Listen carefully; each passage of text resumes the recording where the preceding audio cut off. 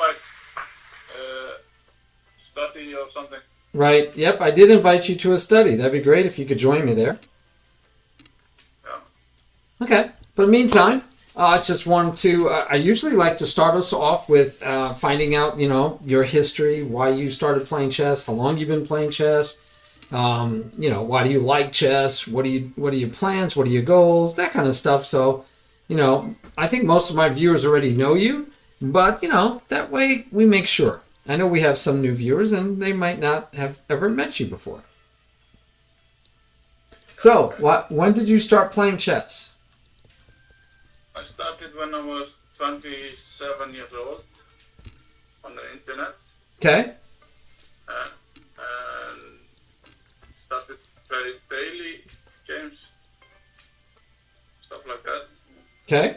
Then I joined chess.com 2017. And playing that blitz all the time. Nice. And then you started streaming. How long have you been streaming? It's been, I don't know, 4 years, I think. You've been streaming for 4 years? Yeah, I think so. I didn't even know Twitch existed 4 years ago. Wow. Or 3 years, maybe. 3 years, maybe. Yeah, I learned about it during the COVID thing going on. So, yeah, I didn't even know it. I didn't even know there was such a thing until COVID hit, and then things happened, and then I fell into it. I said, "Oh, look at that, streaming!" Actually, Chess Wizard pushed me into it. Hey, Sai. Okay. They say your volume can go up some. Let's see. My volume? Yes, they'd like your volume to be higher. I have you max. I can lower me a little bit. Maybe to balance us out. On mine, I have you maxed out. What about this? Is that better, Sai? Or this?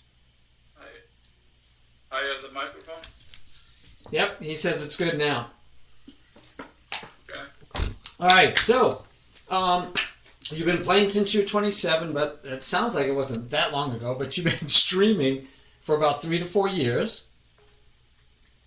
Yeah, I'm 41 years old now. So. Oh, okay. All right. So 11, 14 years or so. Yeah. Now, have you played over-the-board tournaments? Yeah, I started 2019. Play over the board. And then COVID came. Yeah. Did that put a crimp on your over-the-board play at all? Yeah, I didn't play for 1 year, I think. Okay. Yeah, I didn't know how it was. And I know here in the U.S. we closed down a lot of stuff, including chess tournaments. So I didn't know if it was the same there. Yeah, they did. Okay. Now, have you done my self-assessment yet? No. All right, let me see. I think I had it in memory to send you. Yes, I did. All right, you don't have to do it today, but before we do another lesson, if we were to do a second lesson, a follow-up lesson, I'd like you to do the self-assessment. I will warn you, because my last student was confused by it, you will see the same questions, the same options 3 times, but you're rating them 3 different ways. You're going to rate them based on if you know the concept. Then you're going to rate it based on if you believe, what kind of confidence level you have about applying the concept. So, I've high confidence I can do this one, that I can apply it in a game. And then the last one is you go through and you say, how well do you actually apply it in a game? So simple explanation is, let's say you know king and rook endgames. And you go, yeah, I know all the, I've read it, I've seen it, I've practiced it, I know it. Good, all right. What kind of confidence do you have that you could apply it in a game? Oh, I feel like 80% confidence, so I'd rate it an 8. I think I can do, I feel confident I can apply it. how well do you apply it? And then that might be like a 4, right? You might go, I get into those end games and I totally I forget to even think about the proper concepts and principles, and I just play, and I don't apply it at all. So I have that, those are the 3 facets of learning, where first you understand the concept, then you practice to the point that you feel confident you can apply the concept, but then there's, hey, under stress in a real game situation, do I actually apply the concept? All right, so you'll see the same things will be rated 3 times. You want me to do it now? No, we're not going to waste your hour and a half on that. We will let you do that later. But it's a self-assessment. If you give your email, it will send you your results. Everything else you can put in anything you want. I don't need your real name but what it should do is help you identify where you might want to improve. And it could be at any of those levels, right? It could be something that you know well, you know how to apply, but you're just not doing it in the game, so you want to figure out, how can I make sure I apply this in a game? Simple example for me personally, what happens is I know I should look for 3 candidate moves like almost every move. But then when I play, I don't bother. I just play, right? I don't look for 3 candidate moves. Doing well, Zephyrus, thank you.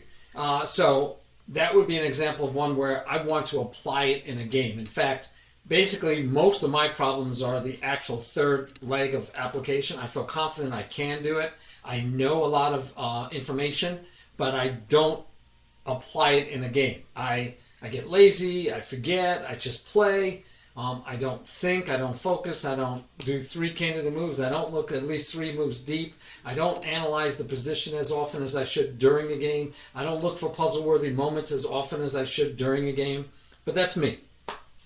So we're going to look through some of your games, but I need your help, because I can look at the games, but they might have been while you were streaming, they might be while you were tired, they might be while you, were watching a ball game at the same time. So I don't know if they're you at your best, but I don't bother looking at blitz or bullet. I only look at rapid and slower. And I look at the games to try to get an understanding of where you might have needs, right? Where you might, because I only want to find 1 or 2 things. A lot of times when students take a lesson, they think, oh, I'm going to find out everything I do wrong, and I'm going to find out how to do everything right. That's not going to happen in an hour and a half. And I don't want to show you even 5 things that you might want to improve, because you're not going to remember them, even if you could go back and watch the VOD. I'd much rather focus on 1 or 2 things that we think will help you right away improve, and you focus on those 1 or 2 things, and we get better at those 1 or 2 things, and then maybe when we have another lesson, we can check and say, okay, are you doing better at those 1 or 2 things? And if you are, then we can say, great, let's see what the next thing is we want to work on. And that way it's a little stepwise, but you're assured that you're going to complete something. So you may know I write books, and I've been excited in advertising one of my latest book I released. But people ask me, how do you find time? How do you finish anything? How do you finish a book? And for me, the key is you do one thing at a time. So I write that book. When I'm writing that book, I'm not doing anything else. I'm not studying chess. I'm not writing a different book. I'm not even reading a book. At that time, all I want to do is write that book until I'm done. It might take me a month or 2 months, but that's all I'm doing. I'm focused on it. And that's a theory. David Allen wrote a book about it, Getting Things Done. And basically, it's you pick one thing, you work it until you're done, and then you go to the next thing, and you'll get 4 or 5 things done throughout the year. But if I had taken those 4 or 5 things and worked on them all a little bit all the time, at the end of the year, you usually have nothing done. You get none of them done. You think, oh, I'd still get them. No, you don't get them done, because you don't put enough focus on any one of them long enough to actually make progress. Okay. So I need your help. I need you to tell me what you think you need help with. And that's where that self-assessment will help. But we'll start off by just reviewing the first game in the study that I created for us. and we'll just talk as we go through it. And if you know like, oh yeah, this is where I have trouble with this all the time, then great. We'll not look at every game. We'll start coming up with ways to help you improve that, and then we'll probably have you play one of our viewers and for that specific factor, and make sure that you are applying that factor. Yeah. All right, that sound good? Yeah. Well, let me know. I mean, I don't want to. If you have other ideas of what you'd like to cover, you can let me know. I love it when a student says, "Hey, I need to work on development. I know that's my problem. Let's go straight to that." That's fine too. Yeah, I think my bad things in the game is the middle game. Okay. Well, let's see. I'm not going to argue that. I think you have some issues in the middle game that I'd like to talk about, but let's just see. Let's go through the first game. So you're playing black. It's an e4 opening. And, they make these kind of moves. Do you have any thoughts about these kind of moves? You should be in the study with me. It should have dragged you along. Plus, I'm sharing the screen, so you should be able to see all this real time. Have any thoughts about that move?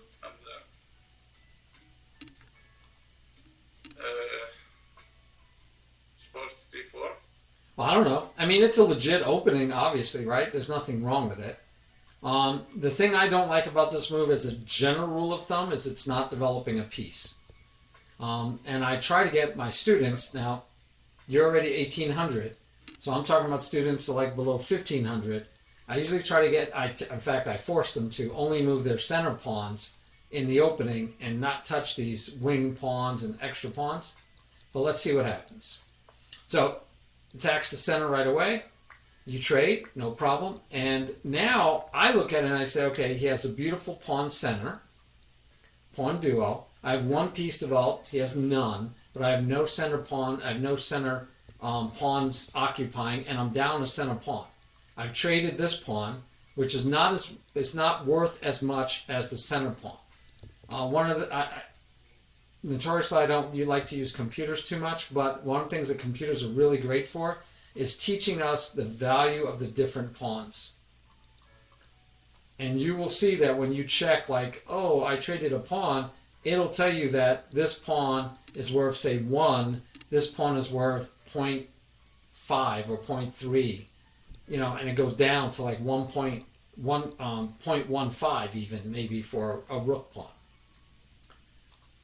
So the pawns are not of equal value, although when I teach, brand new players, they're all worth 1.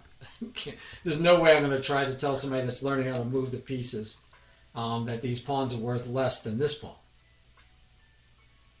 Okay, but I do try to tell them. I've heard that before, so. Say again? I've heard that before. Good. That the pawns are worth more than the center. So, yes, and great, yes. So I got to ask you, before you would make this move, what one thing do you want to consider before you make this move? Because you made this move. Let's see how long you took. I don't remember if this was an increment game, but if it's not an increment game, you made it with you did it in less than a second. Yeah. Okay. And so far you've spent 4 seconds, but this one you did in less than a second, unless it's an increment, and then all you did was spend the increment. So what do you need to consider before you make that move? About this move? What do I need to consider? There should be a thought in your mind that you need to answer before you make this move. It supports the center. It definitely does. And yeah, he wants to push here or here. Yep, see, and that's an interesting thing that you just said, that he wants to push. I think it's a mistake to push. Okay. This is the strongest these pawns can be. They're the strongest when they're side by side, because then they can push whichever one they need to, when they want to or need to. Hey Raiders, hey Wordy Girl, Let me give her a shout out. Hope everything is well with you and your world. Wordy Girl's world. So yeah, these pawns are actually strongest when they're side by side, and they're doing great work. Look at all these squares that they're attacking. So while you believe they want to push, I'd be like, please push and keep pushing and make your pawns so far away from your pieces that they become weaker. Okay. So before you push here, the consideration I need you to do is you need to know how you plan on developing your bishop. Yeah. So this move reacts to this, right? This move reacts to this, but it forces your bishop to only have two choices for development. Yeah, true. And that might be fine because you might do things like this and maybe he'll chase you away. Oh, you can't. He's in check. Never mind. Yeah, you could do this, right? If he does this, you might trade off the bishop. If he does this, you can just leave it pinned. So you could do this. So you need to decide, do I want my bishop here? And maybe it ends up here. That's fine. But do I want my bishop here, here, or here? Because if you push here, what I see is that you've decided that your bishop's going to one of these two squares. Yeah. And if I'm on the white side of this game, I'm thinking, okay, that bishop only has those two squares. I've got my beautiful pawn center. I'm going to develop this knight. Sorry, I'm going to develop this knight. I'm going to develop my bishop. And actually, I can even go here. I'm going to develop this bishop. They both are free to go. That's the other nice thing about both of these pawns being moved. Both my bishops can go. And I'm going to get my knight out. And I'm going to develop as fast as I can while, because you're ahead on one piece of development, I'm going to catch up really fast. Because even when this bishop develops, he doesn't have a lot of scope. So I'm going to catch up. I feel confident I'm going to catch up. So that's me if I'm white. By the way, we can learn, right, from both sides of your games. Yeah. Okay. So to me, this is okay if you do it, if you thought about it and said, yeah, I want my bishop here later, or I want my bishop here, right? If you say, well, I wish I could have put my bishop here, you could have, you should have, you could have gotten it done earlier. Okay. So this actually, and I believe I asked you in the notes, which you can look at later, but I said, what do you think about that? Is that good or bad? I think it's not good. For you or him? Because for him, he's pushing a pawn like that. Yep. Still didn't develop a piece, and now the pawn is pushed, so now it's locked in. We know, right? He can't bring it backwards. He can't go back and attack this square later. All right, good night, Wordy Girl. Thanks again. So yeah, this right now he's thinking I'm attacking, but he's only attacking with two pieces, and there's not even pieces; these are pawns. And now he's declared his pawn center. We know what it's going to look like, and we can try to now attack that pawn center because this one's locked at least. And so here he had flexibility. He could push either one. Now he has none. This pawn is protecting that one, and this pawn is locked in. And you say, great, I'll go here. And this is what someone very aggressive might do.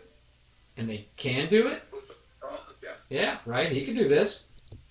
You have no checks here. This bishop can't get out to hurt him.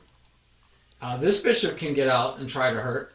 But, that's it, really. The queen and the bishop are the only two things that even have a chance to bother white, because everything else, these guys haven't moved yet. This one's locked in. So he could be aggressive and say, I'm going to take over this center square again. I'm going to fight for it again. And I'm going to give your knight, where do you want to go? You're running out of squares, right? You can go here and back to here. You can go there, back to there. You can go here right away. You could come here. But you're not going here. You're not going any of these squares. So they could have. But he doesn't. He develops the knight. right? He develops the knight. Yeah. All right. So what move comes to mind for you now? Either capturing or going back. Yeah. Oh, okay. You did neither in the game. Oh, okay. So why are those your two thoughts right now? I want to save the knight. Very good. Okay. That's a Yeah. great answer. So that's a great answer that you want to save your knight. So, why? I think it's good. Good piece. You like your knight? So is the knight a good piece in general, or is the knight a good piece even if he's here?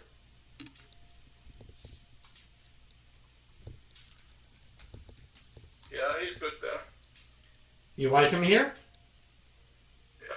All right, so let's talk about knights. Let's talk about knights.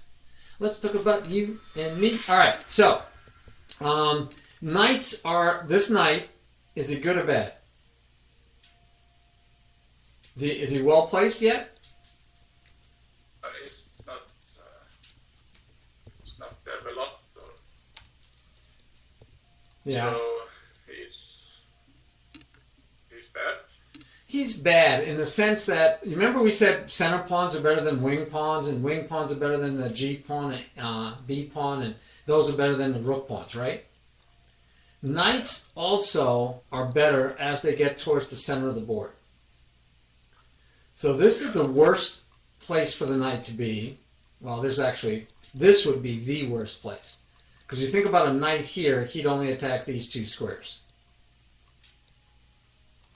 But a knight, as far as ranks, being first rank, second rank, third, fourth, fifth, sixth, seventh, and eighth rank, they are the weakest on the first rank. They're the worst on the first rank. They are only a little bit better on the second rank. They are appreciably better on the third rank. They are definitely better on the fourth rank. They are extremely better on the fifth rank. And they are actually the best on the sixth rank.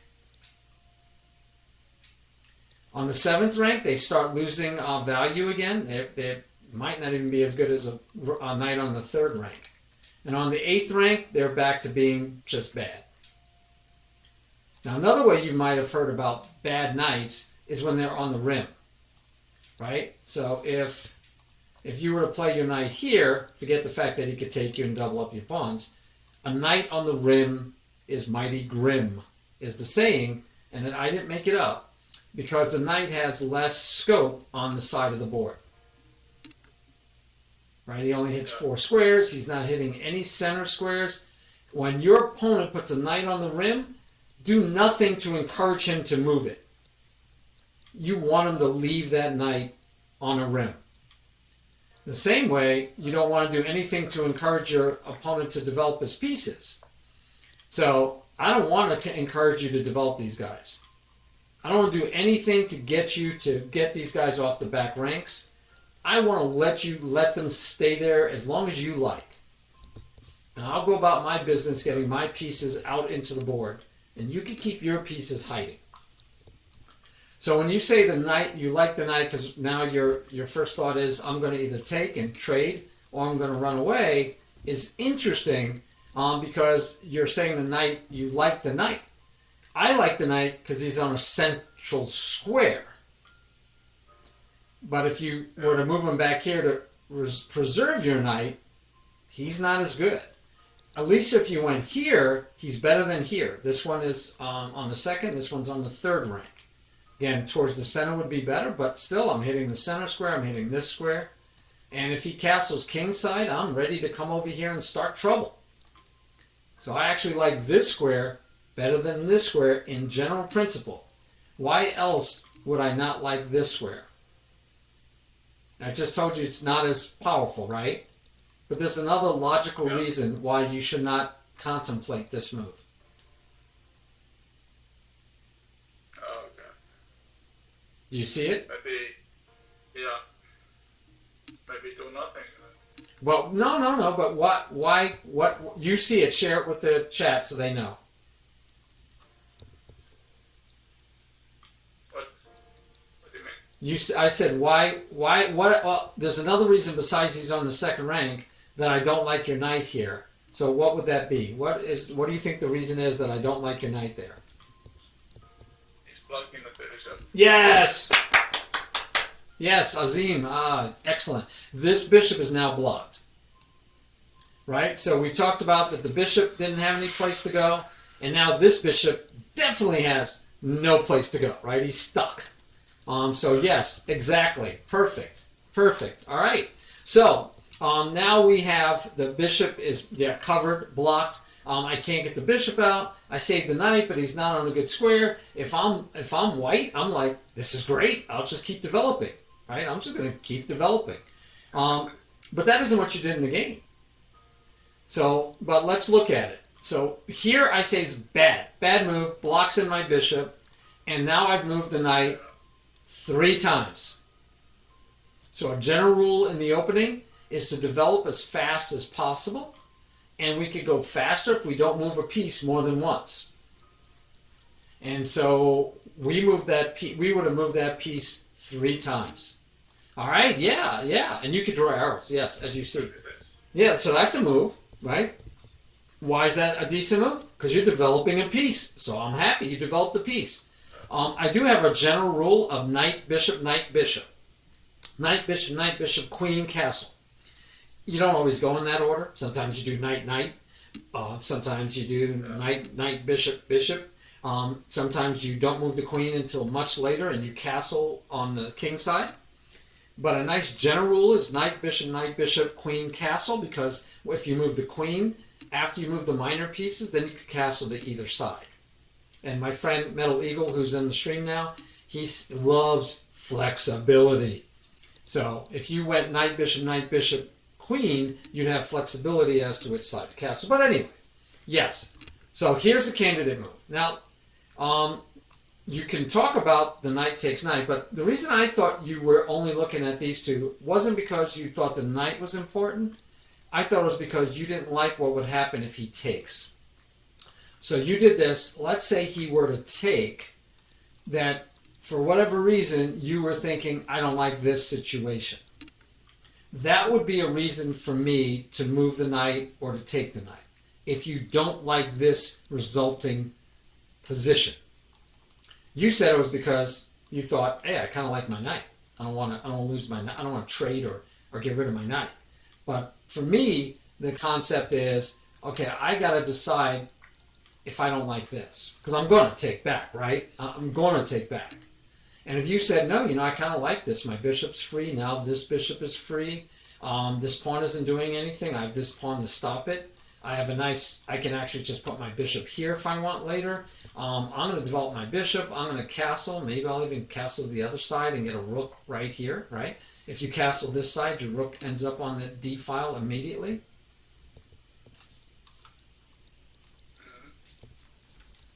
This looks good, actually. Yeah. So if you say, you know what, this doesn't bother me, I like this, then I can leave my knight here. Okay, so for me, the only reason why I thought you were doing that was because you didn't think you'd like that situation. But we agree that that's not a bad situation, so therefore, we can let them take. Yeah. Okay, thanks, King. King says my stream title sounds more like we're having a fist fight. Because I think it said one-on-one with Olipals. Oh, that's good. This is not chess boxing. All right, so now you said this was another possibility. Here, we know White's going to take back. If White takes this way, he doesn't really have any place to castle, so he's going to take with the queen, right? So again, you have to look at this position and say, do I like this position? If you say, I like this position, the queen's out too early for White, although I have nothing developed, and I feel okay with my position, then you could play it. But we just saw that it'd be better for you if he took, you kind of like that position. I do too. That's good. Yeah. All right. So, Better. yeah, me too. So, now, we got rid of this as a candidate. We got rid of this because it blocks our bishop, breaks a basic rule. We moved it 3 times, and we blocked in our bishop. That's not what we're going to do. Now, you would have had to move it 3 times if you did this, right? You're not going to give it away for free. Yeah. Okay. So that would be an exception. You got to move it now a 3rd time. And the exception is while I'm moving and I'm keep trying to put pressure on him, while I have to keep moving, okay, yes, I keep moving, but he's overextending his pawns, and hopefully I will attack them and break up his pawns later.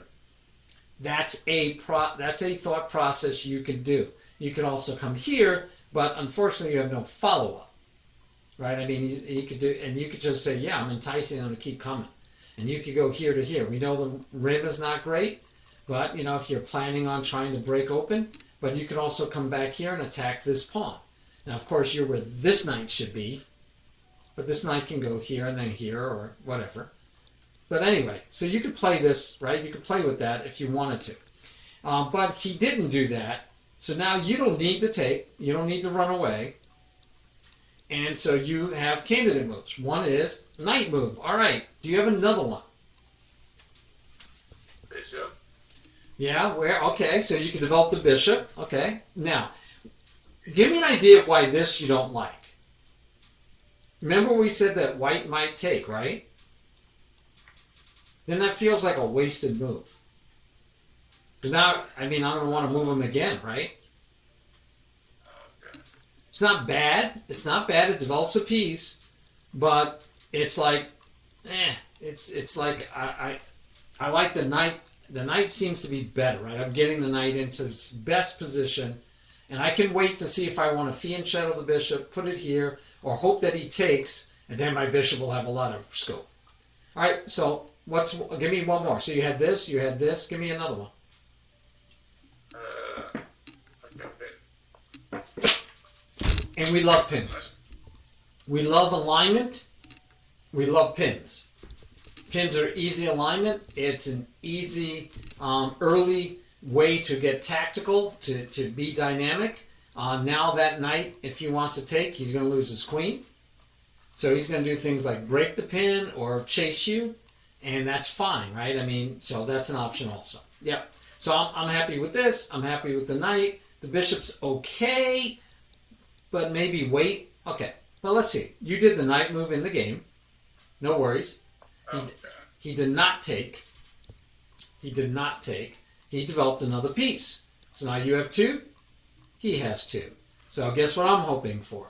I'm hoping for this, or fiend shadow the bishop, right? I want to see you develop another piece. Agreed? All right, let's see what you did. All right, you developed a piece. We're happy. Happy, happy, happy. He does bishop to f4. Now he's attacking your knight with 2 pieces. And you're only protecting with 1. So, by the way, in your 10-minute game, you have only lost 8 seconds off of your main clock. You're on move 8, and you've used 8 seconds off of your core clock. So I don't remember if you have an increment, but this is too fast, in my opinion. I need you to spend at least a few seconds on every move. But anyway, all right. So he's attacking twice. Hopefully you notice that. And so what are your options? Take. Okay. Take. Or pin. Yeah, because then he can't take, right? If he takes here, you just take back, and you got that nice situation. Okay. So yeah, you could pin the attacking piece. You can take one of the attacking pieces. Go ahead. What else? I can castle. Oh, and lose a pawn though, right? Yeah. Yeah, I don't think losing a pawn is an option. I can also bring it here. Yeah, you can run away, right? You can say, hey, and then attack back on the bishop. Okay. You could also run to here, right? Now, here would be like, why'd you go there? Where are you gonna go next? and you don't really have a good square to go to next. And if you go here, you could just double up your pawns and open up your king side, right? So, yeah. So that one you should be able to disavow pretty easily. So we're down to here, here, or here. Very good. Now, you could also run away to here. You have one more option. So you could run away to here, but we already said we don't like blocking our bishop. You could also move this one here to protect. But then we block our bishop, and we take away a defender from the king side. And I'm feeling cramped. My queen can't move, this bishop can't move, and the queen can't move because the bishop, the knight, and the pawn are all in my... Don't like it, right? Not comfortable. All right, we'll see you later, Mega. Thanks for stopping by. All right. I love it when you learn anything. That's what we're here for. So, I think we have 3 good candidates, possibly here, here, or we said take. I don't remember if take was a good candidate, but okay. So which one do you like? I like the pin. Yeah, I do too. Why? Because the main reason I like the pin is now I'll have all my minor pieces developed. We are not, please notice, guys in the chat, but, Olipals, please notice, we're not calculating. We're not saying, yeah, but then when he pushes here, then I go here, and then he goes here, and then I go here, then I lose, or when he goes here, then I take, and then, the queen can't take because I have 2 on it, so he has to take with the pawn, and then I still have to deal with this because I don't have 2 pieces on it. Hey, I'm winning, right? That's great. Yeah, if he pushes on me, I just take care, and I'm a happy camper. So to show that, right? Yeah, now he only has 1 piece attacking me as a broken up king side. I feel okay. I don't feel like I'm in trouble. I can even maybe go here and attack the bishop. Because if he takes, we know that just frees that bishop, and our knight has this square to go to afterwards, and he doesn't have a dark square bishop, showing you what we're talking about. Let's say he develops his bishop, and let's say he says check. Let's say we just move away. And let's say he says, well, I'll come up so I can castle queen side. Well, now my knight has a nice square. He could stay there for a while until you try to chase him away, probably. And, I'm going to try to break open or chase the bishop this. Who knows? Okay. The point all being that we did not calculate any of that to decide that this was the move you liked. We looked for 3 good moves. And by good, we decided good meant I can either develop, move them out of the way so you can't take them, or I can trade. And you instinctively said, I like pinning. And the reason I like you pinning is because it develops my last piece. This bishop is not well developed. He's stuck behind a pawn and a knight, but he's off the back rank, which means I can castle. And now that the bishop will be off the back rank, and I move my queen, means I can castle. Right? So it's giving me a lot of opportunities to castle. All right, nice, good sound effect, Samuel. Thank you. So, I like this, personally, from a principled concept process. I don't know anything about this opening that you're playing. I don't even know what you call this opening. I know it had a name early, but I don't know what it is now. But even if you knew the name, it doesn't matter, right? No, King. Candidate moves are not based on instincts or calculation, but you grow. You grow, King. You grow. So later on, your candidate moves will be based on the position analysis and calculation, and you will definitely lean on your instincts a bit. But we're starting off with understanding why these are instinctively good, because they fulfill a principle. They are within the principles we're teaching, which is develop, develop, develop. So that's why I want him to be able to find this move at this stage in his development. He should be finding this move because it's a developmental move. All right? I can't answer that one right now, but somebody in the chat might, Samuel. I'm in the middle of a one-on-one lesson. So that one's going to take a lot of time away from my lesson for the moment. So I won't be able to answer right now, but King could probably answer you without a problem. All right, so that's what I'd like to see. What you did was move the knight. Remember, that was an acceptable choice. The only negative is this bishop still isn't developed, And my knight went from being in the center, where he was pretty powerful, to now I moved him back to the third rank, where he's not as powerful. Now, there is a bishop that's not protected. So we know we're going to gain a temple that he has to move the bishop. Right? Or protect it. He has to do something. Right? He can't just leave it there. Okay, because we are attacking. Yeah. He's not king. He didn't play the Caro-Kann. Stop. Oh my gosh. It's not the Caro. All right. Hey, Thinker Teacher. Thanks for the raid. And Olipals, we're doing a lesson with Olipals. He's been playing chess for, he said, about 14 years. And he's been streaming for 3 to 4 years. And he's from Iceland. Is that correct? Yeah. You didn't say it, but I've read your bio. So now he moves his bishop again. He's not actually pinning you because it's already broken. And tell me, what move do you like now? I like castle in.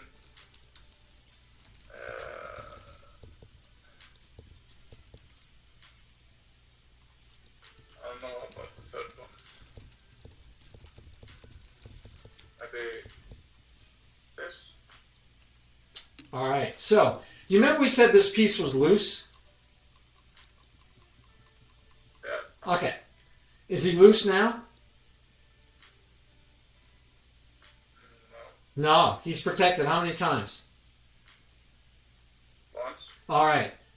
Could you be attacking him twice?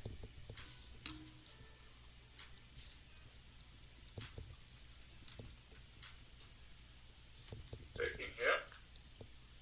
That's an idea, right? That would attack the bishop twice because it would uncover this bishop attacking, right? But if you take here, he takes back, and now he's protecting it twice again, right? Yeah. And he could also just take here and attack your queen. Then just take that.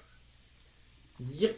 And then he could take, and then you could take, and then he can say trade queens because you have no choice, and you're here, right? So it looks like you gained a pawn. So you gained a pawn with that move. But again, he doesn't have to take here. All right, he could just take this way. Yeah, correct. All right. So that was close. That was close. Where else can he go?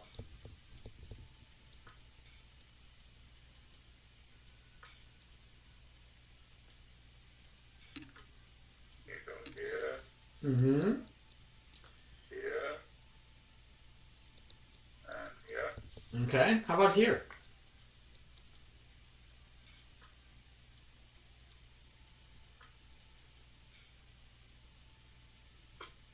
This one takes, I think. Or bishop takes, maybe. Yeah, I think a lot of people would think that. Ah, there you go. And you still win the pawn. So you get rid of this pesky D pawn. Now that's a normal tactic in a lot of games. In a lot of games, this tactic exists where you are now protecting the bishop and you are double attacking. Sometimes you're double attacking and the knight's not even protecting. You'd have to calculate further before you did it on this move, but I want to show it to you because it should pop in your head and go, ooh, can I do this? The same as, do you know the center fork trick that happens in a lot of games? No. Okay, let me show you that just real quick. So the center fork trick would run, because it happens in the Vienna game, where now I could take this pawn. Yeah, that one, yeah. And then that's the center fork trick. That's what they call it. Okay. All right, so that's a pattern that you know already. And so I'm just sharing with you that this is another pattern that happens a lot where and it's even better when it's not a pawn. It's even better when it's like a knight, when they're trying to double up on your knight. You know, even if it's protected, it's a knight, and then you just take the knight. And you're like, I want a knight now. I'm not winning a pawn, I'm winning a knight. But yeah, it shows that you can win a pawn because if he takes, you take back. Now, this one is a little more complicated than that. What happens if he takes with the knight? And let's say he takes here.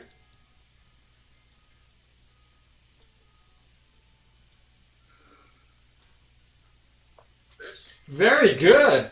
Very good. Because you saw that if you take here, he takes here, and he wins the exchange. All you won was a pawn, so he'll be winning the exchange. So very nice intermezzo move, right? In between move, where you say, you know what? This knight is hanging, and now this knight is hanging. I'm attacking two at the same time. Yeah, very nice. Very nice. He could try things like this, because now you can't take. And if you take here, he still gets this check. But then you could say, let's chase, and this game can get very odd. very, very odd. Right? I mean, he could decide to sack. And then it's like, where are you going, bub? Because now this knight is no longer under attack. Only this knight is, but you could say, great, I'll chase your queen. You can't say check because you'll just take him off with your queen and you'll say, I'm happy camper. So the queen has to leave, and I think you're good to go after that to take the knight. I don't know whether, I guess the queen can come here. You could chase.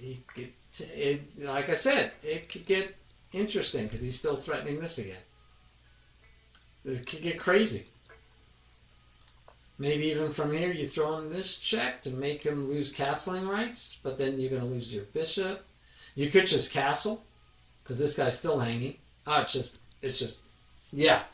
Anyway, so I think it's worth it though for you. I want to point out for you this pattern with the knight. When the knight is pinned, you've broken the pin, you have this opportunity to put your knight at this square, because if they take your bishop, even if it's a check, and they take your bishop, your knight, if it was here, would be able to take back. Okay, so it's just a good pattern to know. Make sense? Yeah. All right. All right. All right.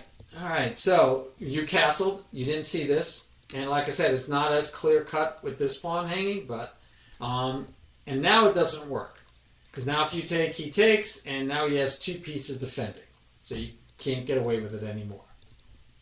It's a drag, but you can't do it anymore. He pushes and he runs away. Now notice you still have two pieces to develop, and he has three. Now we don't develop our king, but I consider castling as a developmental step or a developmental move.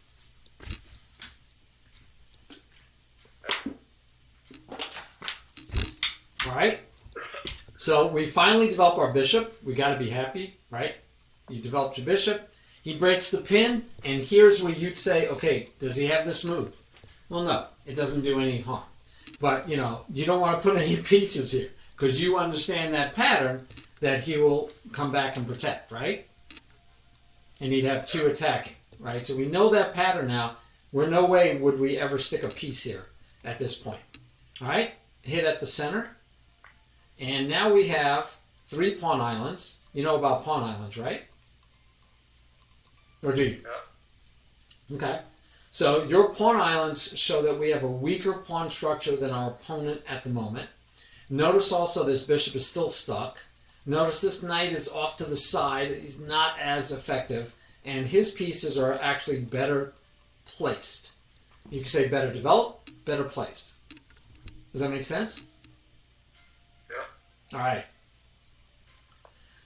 He moves his knight to that square that we said, remember, he could do because it's protecting also, but he gets his knight out because I don't know why he did that actually, but he maybe because this, yeah, and this at the same time, right? He's got double attack on your bishop plus this pawn is weak.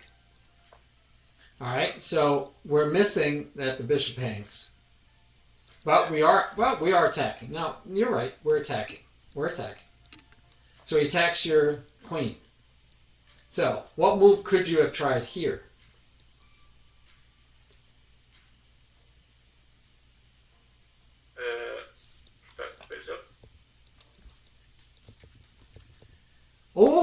like that. It protects the bishop at the same time it attacks the knight, right? Yeah. Okay, and he could take your bishop with check. You would have to take back with the knight, and you'd be okay, right? You're not in big trouble. I don't know how many squares that bishop has left to it, but it's okay because you're also attacking his knight. Yeah. Okay. All right, so that's one move. What's another move? I like that move. Another move is Yeah, it does the same thing, except, well, actually it does the same thing because if he takes, you're not taking back with the queen anyway. All right, one more move. So you have here, here, one more move. Can you take? Yeah, I can take. Yeah, you can take. He could take, and you could take. And now he has a knight that's in pre, so he's probably going to, he has to either try to save the knight, or he could take the bishop and let you take. But in either case, yeah, that's just trading. Okay. So here you moved here. So I'm going to assume you missed the fact that the bishop was hanging. Now, you might have thought, well, I'm attacking the knight. Maybe you didn't miss that it was hanging. Maybe you said, if he takes, you take the knight. But, right, he gets to take with check and pull your queen, or even if you take back with the knight, like we said you should if the queen was on a white square, even if you took back with the knight, you still only have one protecting. So he took, you took back with the knight, which would have been great if your queen was here, and then he wins the piece. All right, and the rest of the game isn't really, we don't need to look at it anymore. No. But, so one thing that, if you notice, you had the opportunity to do this move over here, and your opponent had the opportunity to do the same move when you pin.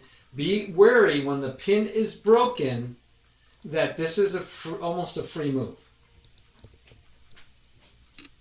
Does that make sense? Okay, so that one technique hurt you here and could have possibly helped you here. So I like that because it's like, wow, that one technique, or we'll call it what would you call it? The one tactic, right? One tactical shot it was good for both sides of this game. Okay, let's check another game. I'm starting to feel a theme. I saw a theme when I was looking through your games. So I'm curious what you say. Okay, we get here. Castle, like it. D3, like it. All right. What move comes to mind? First of all, what do you think about this move? It's just, I don't know, wasting move or something. Is it? He thinks I'm going to go here or here. Yeah. Now, I don't think he thinks you're going to use the knight, right? I mean, let's say he were to do this. I don't know what this would gain you. I guess you do have two attacking. You do have two attacking. But if he castles, is this a good trade for white? No. No. It's 6 points. It's 6 points for 6 points. But this is 2 pieces. And in the middle game, what you said is where you could use help. In the middle game, I'd rather have these 2 minor pieces than this rook. In the end game, that rook and a pawn might be really good for me. But in the middle game and in the opening, these 2 pieces will dominate. So we don't want to trade these 2 for that pawn and rook. All right, so I don't think he's worried about that at all. I think what he's worried about is this. He's probably prematurely worried about it because his queen is holding it, and he could just say, go away. Now, you could go this way, and he could chase, and then he could go back here, and then he could even castle queenside and get a different feel, have a different kind of game if he wanted to. So this is a prophylactic because he doesn't want you to pin him. And he wants to push this pawn, obviously, and that would keep the bishop from blocking the pin. So he decides to prophylactically keep your bishop out. And the reason I point that out to you is because that's okay to do that kind of move, and I want you to recognize that kind of move and then use it when it makes sense. Okay, moving on. What's your thoughts here? I want to play d4, I think. Oh, okay. You're hoping for d4? Because this pawn is hanging, right? If you do d4. Yeah. Okay. And while I'm okay with you wanting to do d4, he has 3 pieces developed. You have 2 pieces and you've castled, so you're tied for development. This is a non-developing move, and your knight, bishop, and queen didn't take advantage of an opportunity to develop, so we're falling behind in development. Now, if we're going to catch back up with this or this, and that's the plan, and we know it's going to be slow, I'm all for it. But I want you to realize, right, this should be this should be consciously in your head. By the way, 9 seconds so far off your 10 minutes. Yeah, the theme I see coming out alive a lot is time management, moving too fast. All right, what move do you think you should do now? You said you want to do this, but maybe you don't think you can because the pawn is hanging, right? Yeah. All right, so what are you going to do? I'm thinking here, or maybe knight or bishop. Develop. All right, so I like it that you're thinking development. What's with this pawn move? Why were you thinking this pawn move? So we cannot come here. Oh, okay. So let me show you something. If you didn't do this, and let's say you put the bishop here for argument's sake. He goes here. Let's say you go here, so you have a place to put your bishop. And let's say now he pins you. Okay? And let's say you go, I don't care, my queen's protecting it. And you develop your knight. Now he gets to have 2 pieces, and you can't take back with your knight, your queen, because you'll lose your queen, so you're going to end up taking back with the pawn. And you can't move the knight because you'll lose your queen. So this is not good, right? No. Right. This is not feeling good. There's something wrong here. So this is what people try to avoid when they push this pawn a lot. I'm going to keep that from happening. Notice he did the same thing, even though your knight was not out. So again, that's why I was thinking this was premature. Didn't need to do it right away because you had no chance to get a second piece, even if he pins you. You could just chase him. He could have chased you at that point and gained a tempo with the move. But anyway, prophylaxis is okay. But I don't like yours. Whoa. Okay, back up to here. So this move says, ha, your knight's never getting here. And in fact, it's saying that if you put a bishop here to pin me, I can go here because now, well, I guess you can't. He's still pinned. Never mind. He's still pinned. Never mind. My thought is kind of broken. But here, this move seemed odd to me combined with this move. Only because this pin does nothing to you. Right? So let's say we do this. And let's say he pins you. Okay, I can't push yet because it's pinned. But I can, first of all, I can protect it. Because my plan is, I'm going to push on you. And if you take, I'm going to take back with the knight. I'm going to keep the knight out here because I took away my best square anyway. And I can always come here if I need to. So the point is that I'm not overly worried about this bishop pin anymore because you can't get another piece on me. And I'm not worried about even after the rook move. I'm not worried about here because now look, he's attacking twice. Because now I think I can push. Yeah. All right. If he takes, you take back with the knight. And if he tries to do this, I'll just develop my knight. And if you take my knight, I'll bring the pawn towards the center. And remember these 2 pawns? Looks very familiar to the last game you played, but you had black. You could have your 2 pawns here. You don't want to push them until you really need to do it for an advantage. I want to keep this duo. I want to keep this power center. So yeah, I'm not worried about that move either. So I just thought when I saw it, I was like, this move plus this move seems odd. This move by itself would have been okay. This move by itself is okay. But this one seems odd. And I just moved 2 pawn moves in a row. And will he take advantage? No! He still doesn't develop a piece. right? He still has pieces to develop. He has things to do. And you notice he did nothing. He just pushed another pawn. And this pawn is really a weird pawn push because what is he afraid of there? Not that, I would hope. You see what I mean about being preventive too much? Yeah. He's not developing his pieces. And our development is our race. Now you backed away before he could do this. I'm not sure why. As if, hey, I don't want you to gain a tempo by chasing me. But, I mean, if you let him chase you and instead you took the time to develop, you again can do that if you wanted to, right? You can see about the bishop if you want. If you didn't care about having double pawns here because they're in the center and freeing up this file, you could just develop the knight here, and then your knight from here can go here later. And if you move the rook, it can go here and then come out here. It can also come here. And you get a lot of options. A lot of options. He's given you a lot of options, but you ran away before he even chased you. So I found that you ran away before he chased you interesting, because you have this. Once you have this c3 pawn, another benefit of the c3 pawn. By the way, I don't know that you ever want to push d4, but anyway, is for that bishop to come back here and be on that nice long diagonal. So I'm not afraid of this, especially to the point of preemptively running away. That I don't get. I wouldn't run away before he chases me. I'd make him spend another pawn move. And instead, I can develop. I can develop while he's playing with his pawns.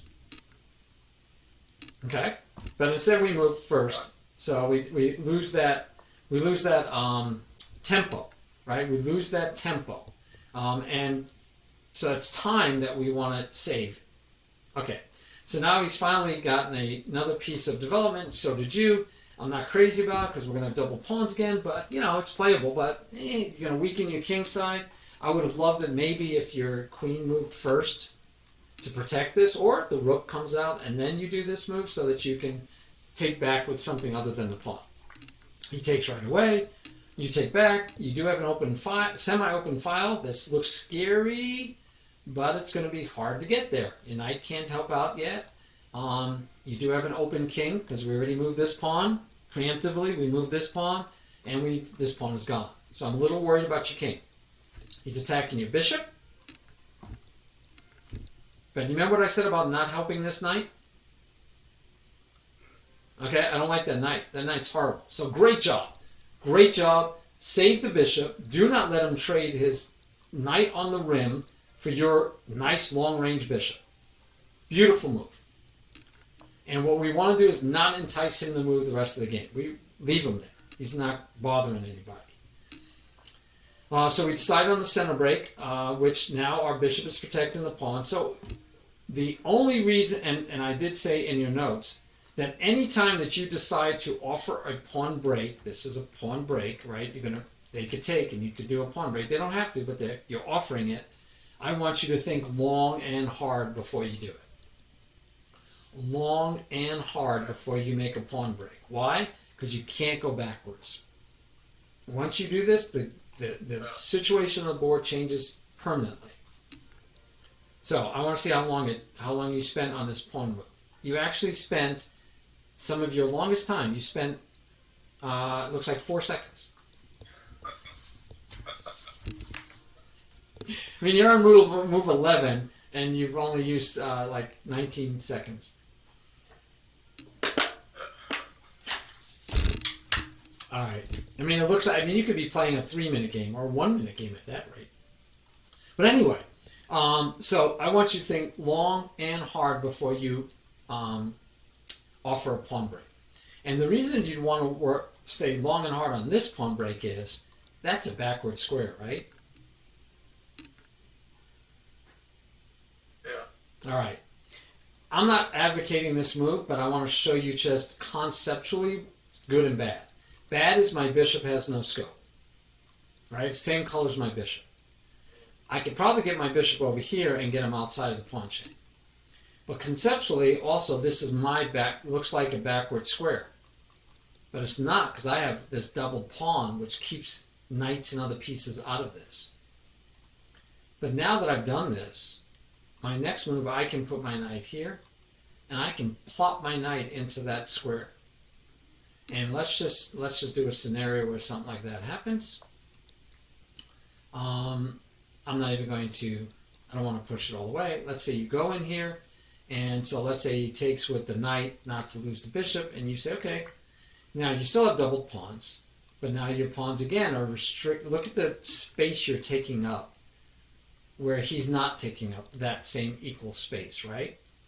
So yeah, you have double pawns. They're not as strong as you like, but you know, you could break free now, right? You could pick your shot, pick your spot, because if you want, can't do it yet. But that's just tactical. You can't do it yet. You got to do this first. But then you could actually go to break open, and when the dust settles, he's going to have one backward pawn all to itself. So let's say we just play it out. By the way, you can take with the knight or with the queen. So take a gander what this looks like. Going into an endgame, I think you're looking pretty good. This pawn, you should be able to win that pawn. This file is still going to be at risk for him, and you got the bishop now, it's free. So things all came about. We kind of cheated and made sure things came about. But what I want you to think about is that this is a weak square. You already have a pawn hitting it, and he has no pawns to keep anything out of there. So I might want to see if I can take advantage of that. And so before I automatically push on this pawn, I want to keep that in mind, that that's a weak square. So what happens is you push, he says, no, I'm not trading. I'm going to, it's anchored with my knight. I'm just going to keep these squares away from you, the same way I was saying you could keep the pawn, keeping the squares weak. Okay. You take, though. Again, you don't have to take. Your bishop is protecting the pawn. In fact, you want him to take so you can undouble your pawns, right? Now, I think you saw that you take, he takes with the knight, and you win a pawn. Yeah. But you forgot that you only have one defender, and he can attack your knight and attack the pawn X-raying through it. So, tactically, your calculation was you win a pawn. Right? You said, hey, I win a pawn. Positionally, though, even though you won a pawn, if you look at it, you have double pawns, you have an open king, it's scary. It's scary. And the worst part of it probably is the fact this knight hasn't developed. This is his bad knight, it's off on the rim, but your knight is bad too because it hasn't developed. And then there's just tactically, he can win back the pawn because you have to move, and he does take. And so you didn't win a pawn, and now that you didn't win a pawn, if we look at the dust settling, you have an isolated pawn, you have 3 pawn islands versus 2 pawn islands. You have an isolated pawn that's not even defended yet. So now you're at a deficit. Your only strength or his weakness is this knight is poorly placed. Your weakness is you haven't developed your knight, plus you have this unprotected, isolated pawn. And the game will hinge all on that from the rest of the way. Well, this is just a blunder, right? Yeah, I mean, that's happens, though. I mean, blunders happen. I mean, you could have went here to protect the pawn. And then if you were worried about this, and you get this, and he does this, you can move out of the way. So that's just a blunder. That's just a blunder. But even without this blunder for the fork, even without seeing that, by the way, you're still not a whole minute yet. So how long did it take you to miss this move? You moved this in 1 second. At least of real time. I don't know if there's an increment again, but that took you 1 second. And we're at a stage in the game. We're at a stage in the game that you need to look at and say, how do I win or draw? Am I winning? Am I drawing? What am I looking to do? We have 6 pawns versus 6 pawns. Okay? Equaling that material. Knight for a knight, knight for a knight, and a bishop for a bishop. And both bishops are light square bishops. He has 2 rooks. We have 2 rooks. He has a queen. We have a queen. We are totally equal on material. But this pawn is a weak pawn. It's unprotected. and it's isolated. This knight is not even developed yet. The bishop is fine. Bishop has a nice long diagonal. He has a bad knight. He has a bishop that hasn't been developed. But bishops on the back rank are not as bad as knights on the back rank. And other than that, he has a queen. That's already out. So you're looking okay if you can get this knight into the game. That's like your biggest deficit is this knight and this pawn. So protecting the pawn, getting your knight out, those would be good moves. All right, either one of those would be good moves. Here's another option. Let's just do a forcing move.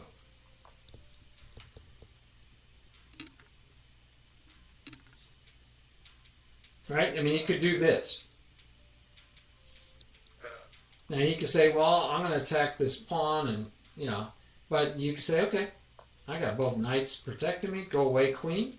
And now you're protecting the pawn again, so you're not in a rush. By the way, this is a beautiful square for that knight. Beautiful square for that knight. It's going to be a long time for him to get rid of your knight without trading off the other knight, because the bishop can't hit you. Then you could get this knight out, protecting that pawn, hitting here maybe, protecting the knight. And once you get both knights together, you're golden, right? If he goes here, you say, yeah. And if he takes, you fix your pawns. You no longer have an isolated pawn. In fact, if he was to make this mistake, you have a passed pawn. Passed pawn. So he's not going to do that. And so here, let's say he says, well, we'll double up on the pawn. And let's say you say, well, that rook is not doing anything. This rook is still hitting a semi-open file. And he says, okay, well, we're going to, I'm going to come out. And you say, great. Now my knights are protecting each other. That knight gets to sit there no matter what. I have two different pawns protecting him. And you're getting a nice solid position, right? You got a solid position. But so one of the reasons why, even though, yes, we know this is just a blunder, but we are moving the queen before we finish developing this knight. We're not really satisfied. We're not dealing with the fact that he's got a nice centralized knight. Remember, 6th rank is the best, 5th is better than the 4th, 4th is better than the 3rd. Right? So this knight is annoying. He's dangerous. So you trading your good bishop for that knight might not be a bad idea, especially because you can try to get him to take back, so you can fix and get a passed pawn, and then you're not only in the game, you probably have a small edge. You're probably winning. So what I'm seeing, besides time management, because you spent, again, you didn't even spend a whole minute yet. You're like, okay, I'm just wondering how much time you spend total for this game. That's the only reason I'm going through the end. 2 minutes or something. Yeah. You might have spent a whole 2 minutes. I don't even know. Let's see. It looks like you got under 2 minutes. All right, you did get under 2 minutes. I doubt you're going to get under 3. No, you never got under 3 minutes. So you're playing a 10-minute game and you didn't even spend 3 minutes. So I don't think that's good use of... Yeah. Okay, so one is we need to slow down. But two is I think you need to put a higher premium on development. So didn't develop, but I'm okay. Again, I was okay with, you're okay here. But here, so one, and we're going to pick one or two. I told you. I could tell you more than one or two, but I only want to pick one or two. So one is put a high premium on development. Don't push pawns without really thinking about it. Use that time we talked about. Don't offer a pawn break without using that time we've talked about. Don't help your opponent improve his position. Don't encourage him to develop pieces that are not developed. Don't encourage him to move pieces that are poorly developed. And in this case, don't let him gain a tempo, develop a piece right. If development was our priority here, and we know we already have the square, then I think you wouldn't have moved this preemptively. If you're thinking, no, I got to develop all of my pieces, that's what we need to do. So here... I was more afraid of this move. Of which move? Go back. This move, yeah. Okay, but he could have done that before he pushed the pawn.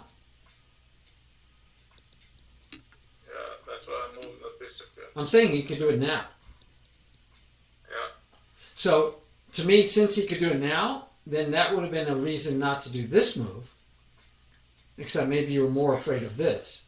And you doing this because you don't want him to do this move. That would make more sense.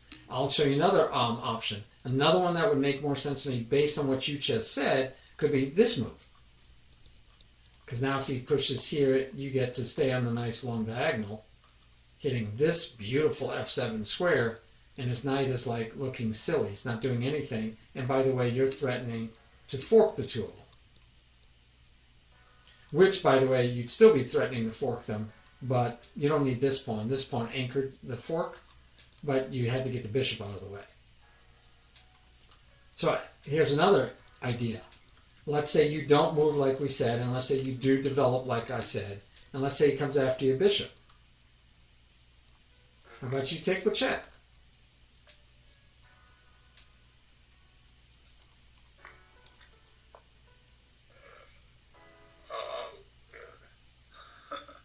Now, does it work out? I think so.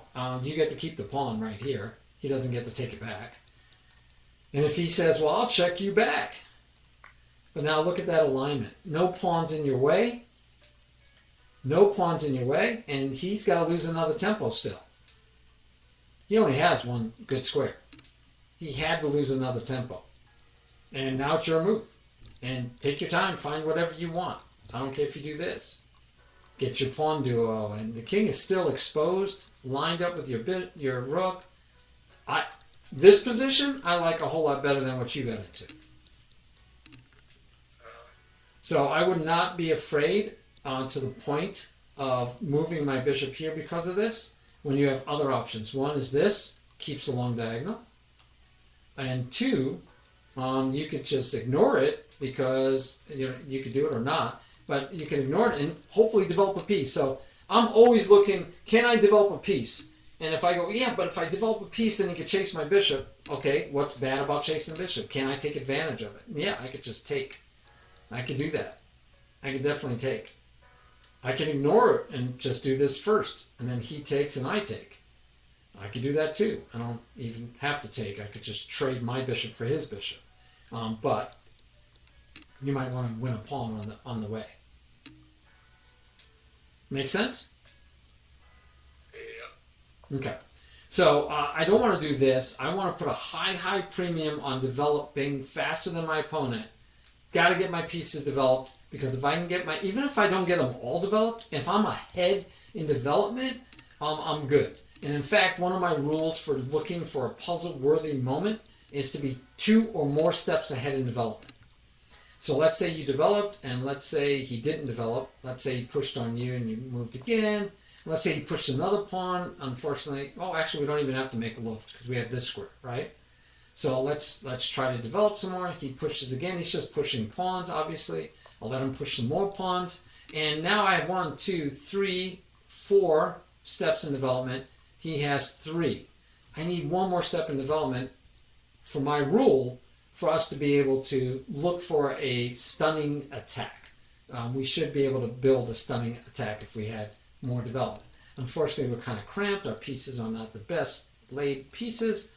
So let's get the bishop out. Ooh, I like the pin. We'll throw the pin in. Do we even want him the castle? So now I have 1, 2, 3, and 4, but I undeveloped my knight. And he has 3. So I need that. See, so that's why, as a puzzle-worthy moment rule, if I was focusing on development and not using these pawn, not this one, but if I didn't use these pawn moves, I could probably get ahead in this scenario where I'm making him be a pawn pusher. There's a reason why pawn pushers is a derogative term. But if I develop fast enough, then I can look for those attacks. There's going to be an attack. There's going to be an attack. I'm going to find it. So even if you had done this, which, by the way, stops this, gains a tempo, bishop has to move, and now I have a place to put my bishop. I'm not going to go here, and I could make him move it again. So I could even actually go there because he'd move it again, and I'd be like, that's 3 moves with your bishop. And I have, not the greatest pawn structure, but I have a lot of space. I've grabbed a lot of space from my opponent. So even this would be better. I think that would even be more dynamic. You could throw that in. He'd move. You could even throw that in and say, I'm gonna kill on the queen side. And why can I get away with that? He hasn't castled yet. This bishop is not very well. Well, it's actually fine. It's a nice long diagonal. But he's behind a little bit. You're actually equal in development, but you might be able to get away with this. Don't know if I like it, but I don't like this and this, but I would rather see pieces develop. All right, so what I was going to say here, though, you did not do it, by the way, but here it's almost like he was worried about you chasing his knight. But so let's say he developed the bishop. You do not want to do this move, right? Somebody might say, yeah, but I'm gaining space on the queen side. But what did you do? You forced his knight to get back in the game. Now, you didn't do it.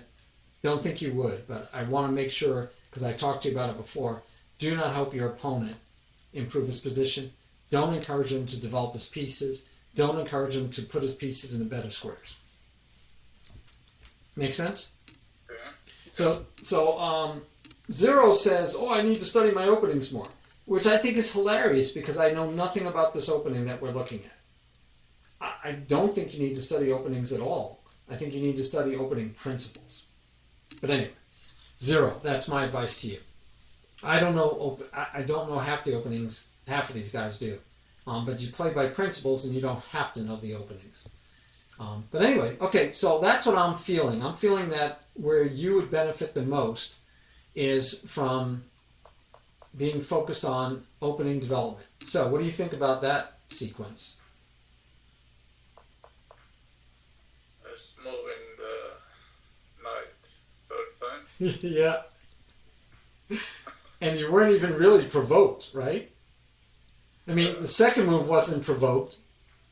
And then, he's offering a trade, but, I mean, I don't think he's going to trade. But it might look like he would trade, but, okay, so then you take and you get double pawns, and so you might not like that, but now you moved your knight 3 times.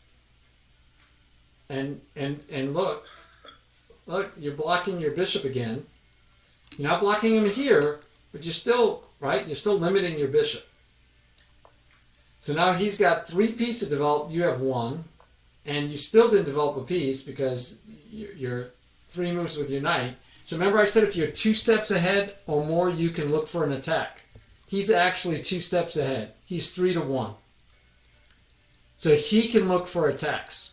If I was coaching white, I'd say, hey, I don't know if you have anything, but you should start looking for possibilities because you're that far ahead. And if you don't find anything, develop. Right? If you don't see anything, any tactical shots right away, develop. So he did. So now he has 4 steps in development. You developed the piece. You could have pushed the pawn and still not developed a piece, but you developed the piece. But he's still ahead because he has 4 steps and you only have 2. Now this is his first bad move in my mind. It's a non-developing move. And it's like, okay, so but he was only attacked once. You were protected once. You could move the knight to free your bishop, and you would have, right? It would have been, why not, right? I don't need to use the pawn. I could use my knight. So I'm not happy with that move from white. So you developed a piece. Yay! You didn't develop a piece. This is not considered developing a piece. It's bettering the rook if you don't want to have him behind here, but it's not developing.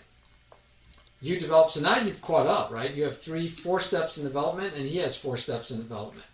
So he lets you catch up when? Here and here. Because he is not putting a premium on development.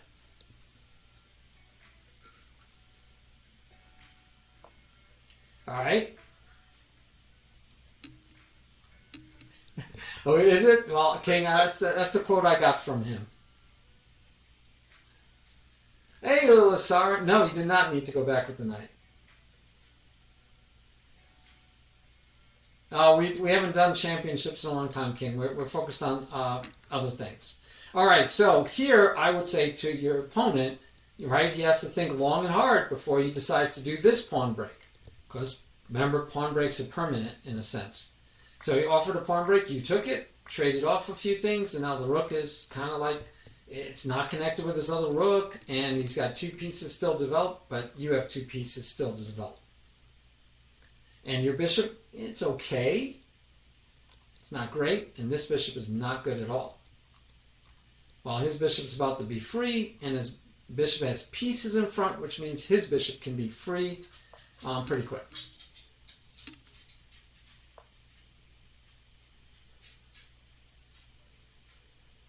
Not exactly sure what he's attacking there. I mean, maybe he's setting it up, but you say go away, he goes away to what? The rim. That's not a good square for his knight. So we don't want to entice him to move. So now we need to figure out what to do. So let's say you were making a plan right now. What would you do? Remembering what we talked about, what we want to focus on, what kind of moves would you be looking at?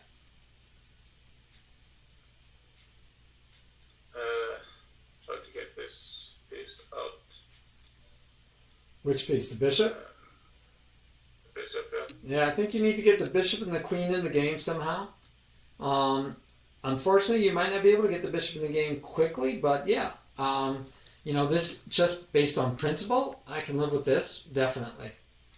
You need a minor piece to protect your king.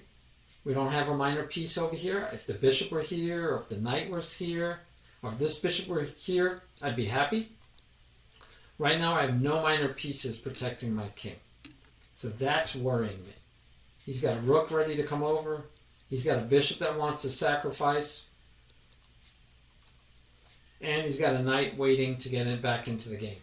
And the queen can swing over real quick. So I'm a little nervous. I'll be honest with you. I'm a little nervous. I think you might have troubles. This does not look healthy. So I'm actually looking at maybe a queen has to come over and protect until you could get minor pieces to protect. But I'm a little worried. I was contemplating this to start with, just to clear this stuff off, get it out of here, and then get your bishop activated. Even maybe take him if you felt like I don't want to help him, but if I think I need to get rid of him. So I was thinking this pawn push, but I'm still worried about this sack. Anyway, so the pawn push here is it's I don't know. It does attack the rook. It makes it I can't get here or here, so that has its benefits. The bishop is still going to be stuck, and this pawn is backward, and I opened up my king. But I'm also trying to protect my king. I feel like you're trying to protect your king, not letting the rook be bothersome. And he just backs away, and then you do go for this pawn break, which I kind of like originally, but now, see the pawn difference? Because that pawn's not there, I'm a bit worried. Yeah, and he jumps right on it. You can't get the bishop in. Now, I almost never, ever, ever want you to self-pin. I almost never want you to voluntarily pin a piece. So I would have to think really, really hard before I agree in my head to do that, because I don't like pinning my own pieces. So you moved away, which is logical. He takes, you take, and he says, hey, okay, I'm attacking here twice now, and you're only protecting once. So, you got to protect it or move it, right? Yeah. Okay. Again, we talked about, I'm not sure, you're going towards the edge. Now, granted, you went towards the king, but I don't see you having any attack. This is protected twice. This is protected once. Your knight really can't get in. So the question is, did you have any place else better to run with your knight? Don't know if this is better, but it's a square. It attacks the bishop at least. So it might be more dynamic. And after he takes, he can't get his knight in here to be annoying, because you could just take it. So, I like the D3 square actually better. Yeah, there you go. Because then you're almost forcing a trade. Now, he could still take here first, because, right, I don't think you can afford to take the... Or can you? This could be crazy.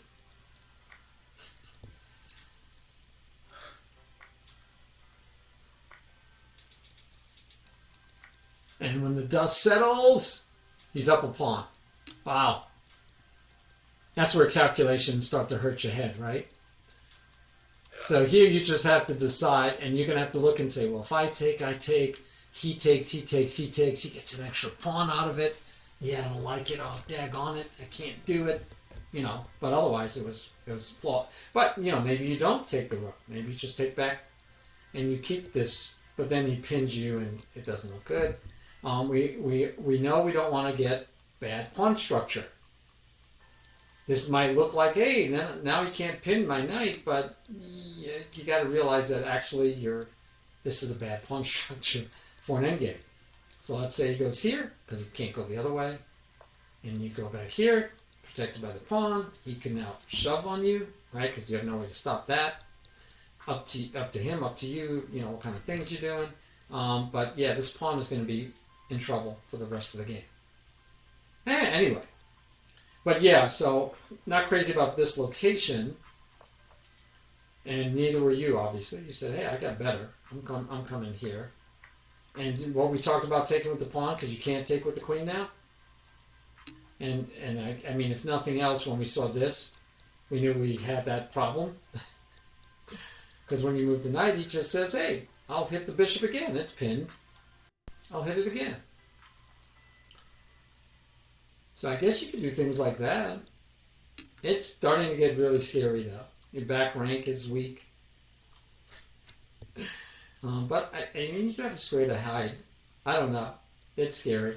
It's scary any way you look at it. So, but the pawn we know is going to be a weakness, and it's going to be a problem. He gets his knight back into the game. You took away the square because he had a fork. Very good. And you push the pawn. Get rid of it, actually, is okay. Except I think we just lost it, right? Yeah, we just lose the pawn.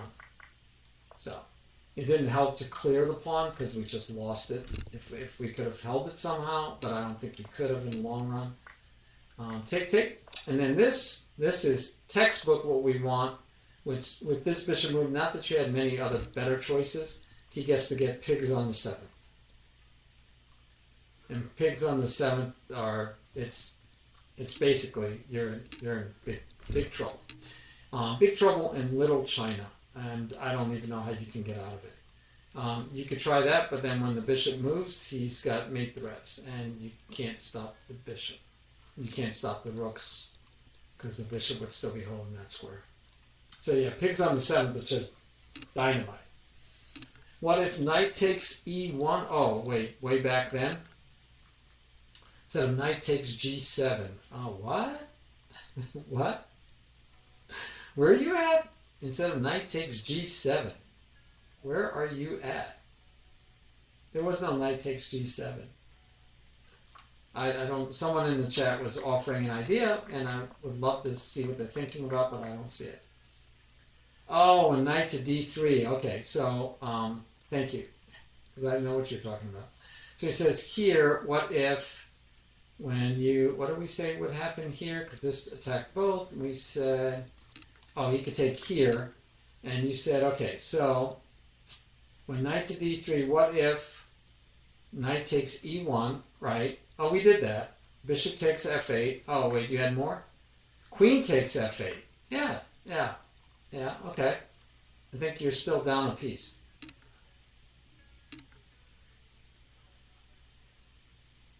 Aren't you still down a piece? Yeah, okay.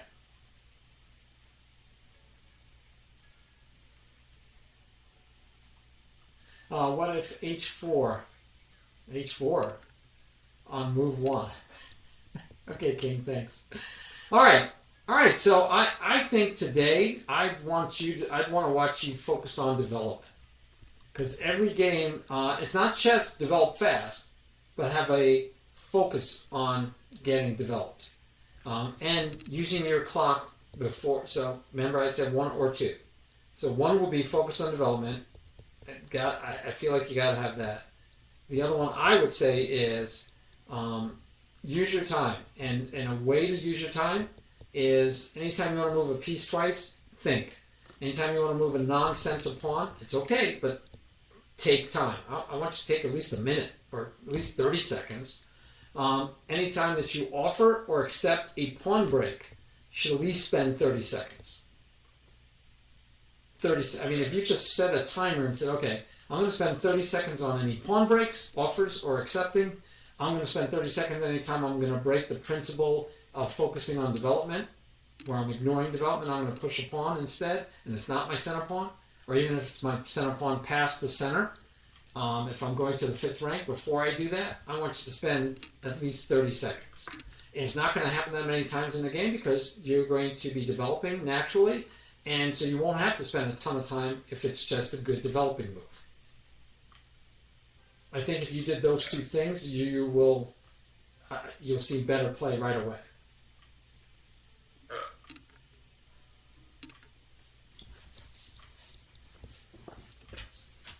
I've talked a lot. I'd like to hear your thoughts. Those are two things I would recommend. Out of what we went over, what would be things you're thinking that you might want to work on? I want to work on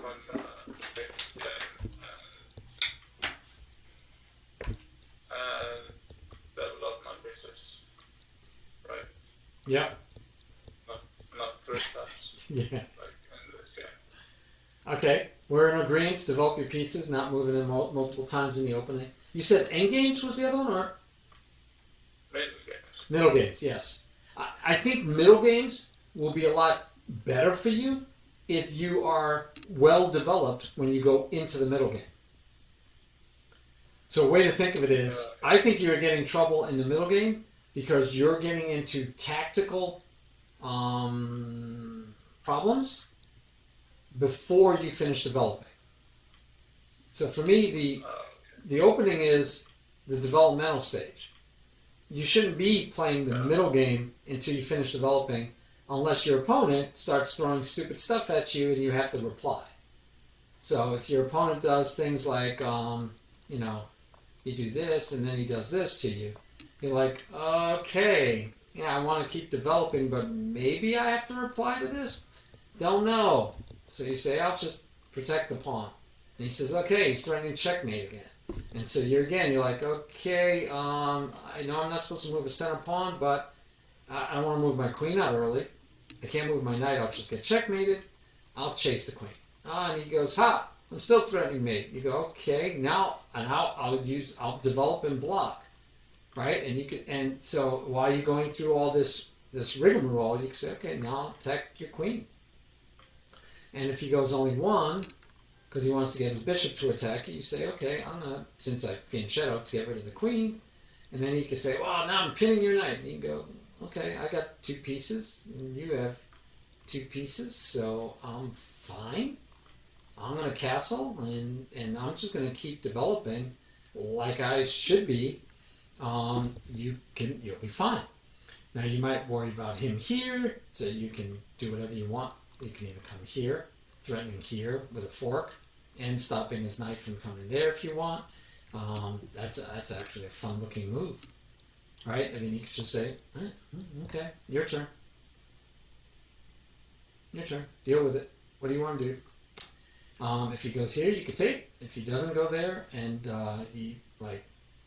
or if he goes here and you say, well, I'm going to just take with check, win the rook, he's going to win my knight, but I'm going to just let it sit there or whatever, or you just take the knight. You could do that, right? Up to you. You can also attack the queen and hit the pawn. Because now the queen can't stay any place to attack your knight anymore. So now the queen has to leave, and you're attacking the pawn. So that's much better than here. And this is like the logical only square. And so now we look at the board, and we have 4 steps in development versus 3 steps, because this queen had to go back home. And now you can do things like this, and prepping this, and now your bishop's and you're winning. But my point to all of that was, I'm going to adhere to the principles of developing anytime I can. But if he starts throwing stuff at me that I might have to do a non-developing move like this, even though it can be counted as developing if I put my bishop there, then I have to. And that's okay, right? We can break the rules when we have to. But we want those rules to guide our play. And I think you'll do a lot better if you let Those principles guide your play. Okay. Yeah, not that anymore. Does that make sense? Yes. All right.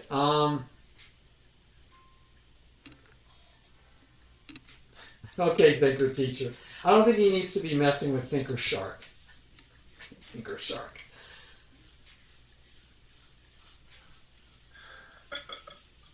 Yeah.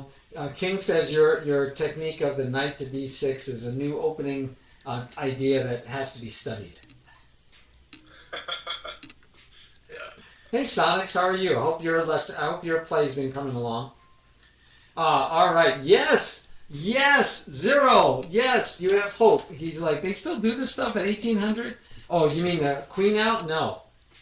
But Olipals is 1800 and he's moving the knight 3 times in the opening. So, yeah, that kind of stuff still happens.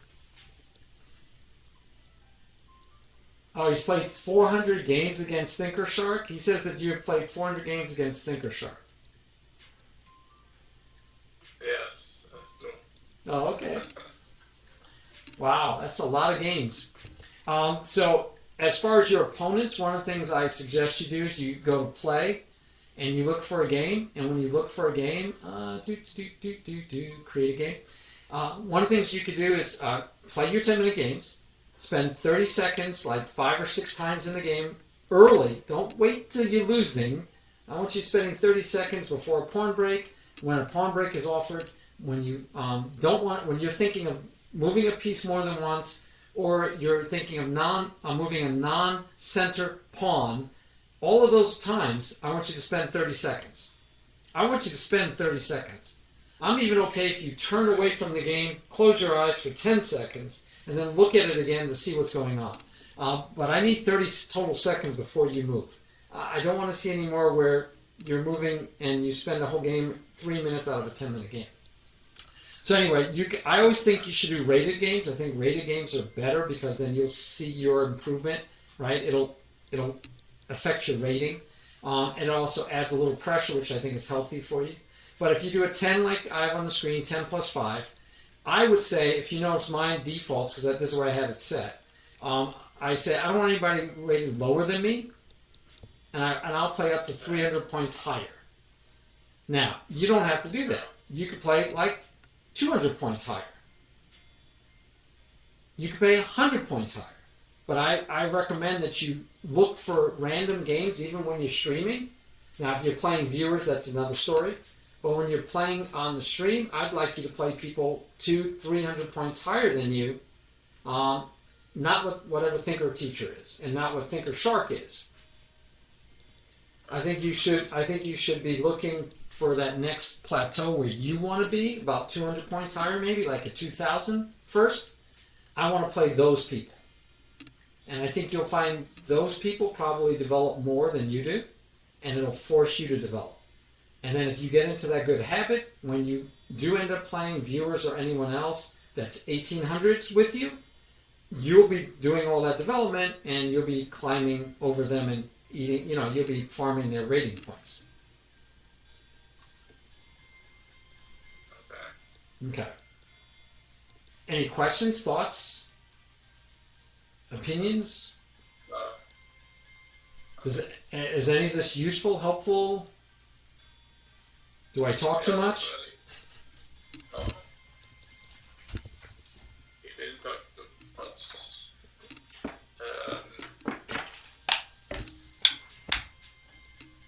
It was useful, yes. Okay. Would you like to play a practice game? Yeah. Sure. Okay. We need someone in chat, hopefully someone around 18 to 2,000. And that would be in rapid, 18 to 2,000. Or we could just find you a random game, right? What I just said, you can find a game with the plus 300 and the minus 0. And that'll get you, or plus 200 will get you to 2,000 and change, right? What's your rating now?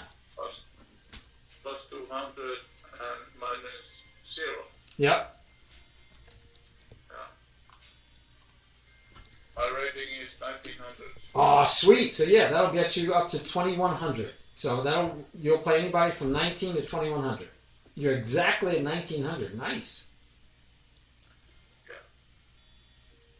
Should I maybe pick? Yeah, go ahead. Yeah, search for a game.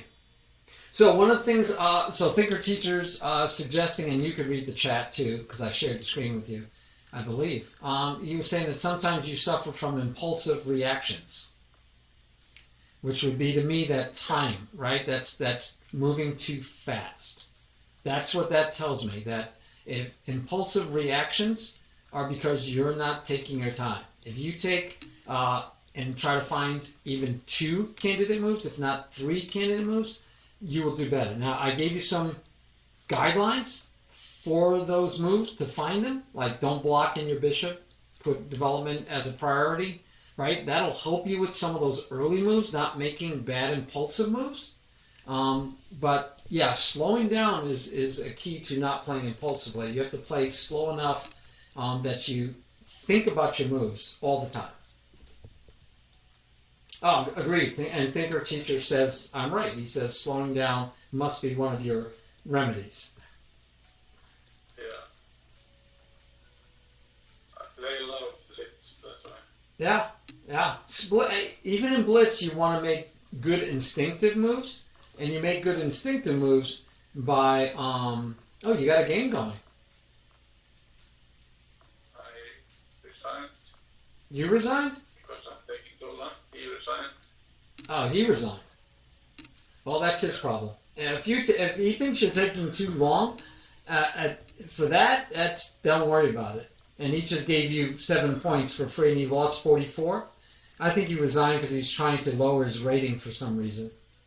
I really don't think it's because you took too long. I think he was just literally he was trying to lower his rating.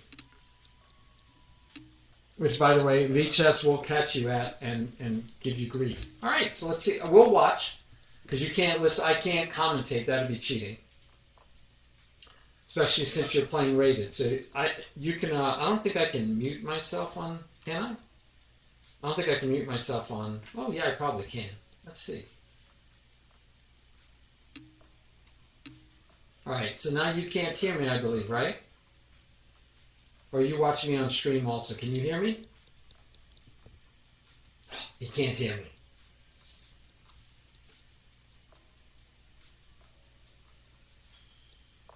All right, I can mute myself, so I'm going to mute myself. You feel free to talk out loud, just like as if you're streaming. Share your thoughts while you're playing, but I will talk to the stream, but you can't hear me, so I can commentate. I need to level up my pieces.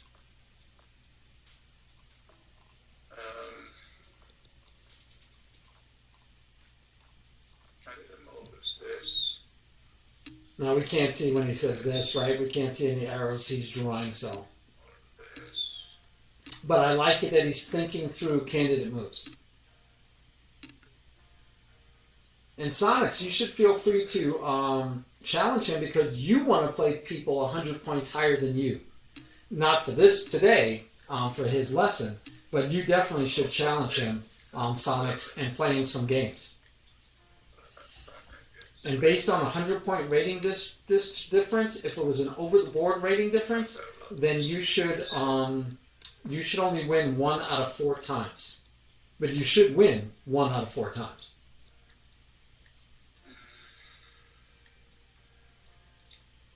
Push the pawn. Did I say it or somebody else say Big Trouble in Little China? Because I don't think I said that. What did I say? Did I say something else that was connected to it, or did somebody else say it? Hey, I gotta like it. He's developing his pieces, guys. And look at his opponent moving pawns. His opponent's 1985 and not developing pieces. 10 plus O is okay. 10 plus O is okay. I prefer 10 plus 5. If you're streaming, I think you have to have an increment. I think if you're streaming and you don't... He's playing 10 plus O right now, by the way. This is 10-0. This is 10-0. When you're streaming, I think you should always have an increment. I think it's... you need an increment when you're streaming. I just like to see him develop. I don't even care about if his opponent has a good pawn break coming up, he needs to put a priority on development. Right. Base knight f6. So I like bishop to e3. I really like bishop to e3. I really think he should just develop his bishop to e3, follow it up with queen to d2, and then he can see about getting rid of that fianchettoed bishop. But, this is playable. This is playable. And now we see why it's not maybe all great, but it's... He's got to be careful. Loose pieces drop off, as the saying goes. Yeah, I'd be happy if he... Oh, okay. Blocks the pawn. That's nice. That works. Gets the bishop out of danger's way and blocks the pawn. I like that. Yeah. And now the knight is not pinned, but now he only has 2 more pieces to develop, and he'll be fully developed. Sorry, he has 1 more piece to develop. And he's talking about pushing a pawn. So, he did not spend 30 seconds, guys. You saw that. He did not spend 30 seconds. You guys are my witness. We said he had to spend 30 seconds if he's going to do a pawn break. He did not spend 30 seconds. Yes, it was. And it was too early, but the reason you missed it, the fact that it was too early, is that you didn't spend 30 seconds before a pawn break. Yes, I know, thinker. I know, thinker, teacher. But the point is that I gave him a rule to when he should spend 30 seconds. And he's trying to play slower overall, but he forgot the rule of when to stop and spend 30 whole seconds. So we're going to have to stress that rule for him. I agree. I think every serious game should have an increment, because you don't want to get to the point where you're losing by being flagged because you don't have enough time to even move. Not to even think, but not to move, because you have, it's a, what do you call it? It's a sudden death. You don't want sudden death. You should not play a game where it's sudden death. And that's what it is.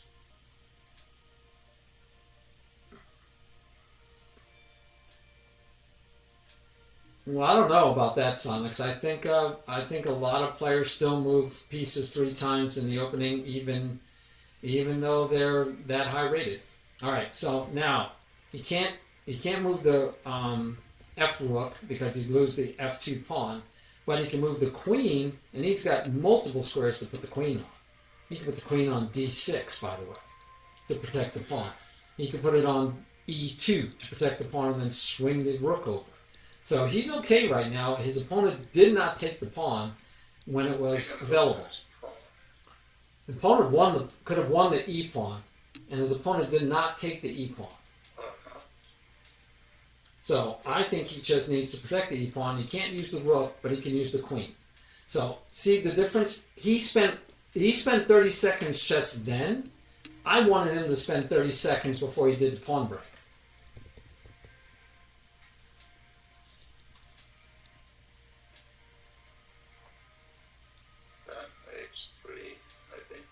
Yeah, now he's got fewer choices because, right, he's got this in danger, but, he's got 2 pieces that would be hitting it. He doesn't actually have to deal with it yet. He could chase this knight. He could have chased the knight. Well, that's nice, too. That's nice, too. Here, he would have been chased away, but here, this is no problem, except now his bishop is hanging. So he could drop his bishop back. He sees it. Yeah, he sees things. He is seeing things when he takes his time. I'll tell you that. He has seen every one of these attacks when he takes his time.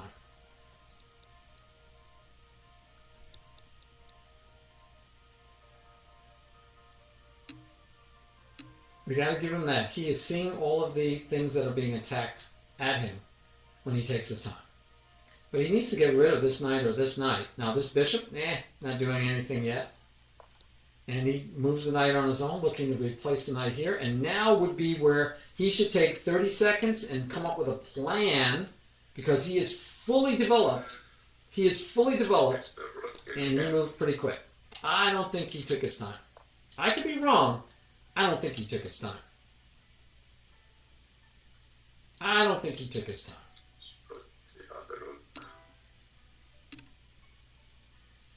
But I have no problem with this. But you know, he's still moving quickly. But at least now he's into a middle game, and he's equal going into the middle game. He said he has troubles in the middle games. I'm wondering if he has troubles in the middle games because he goes in the middle games being down material all the time.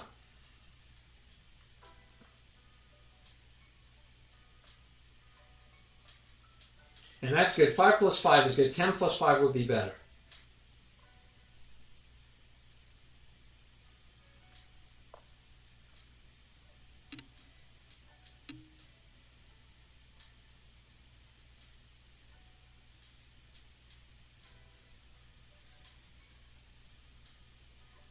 Yeah, that's probably not a good technique, Sonics.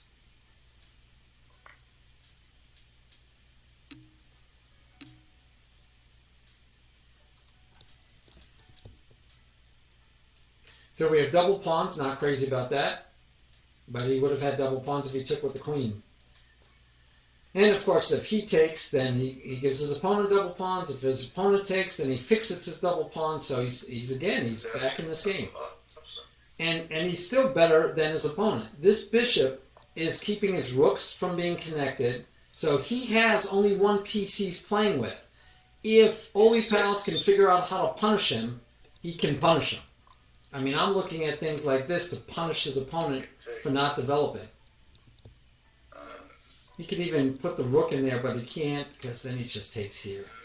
No, can't do that. But, oh man, I would want to get that in there eventually.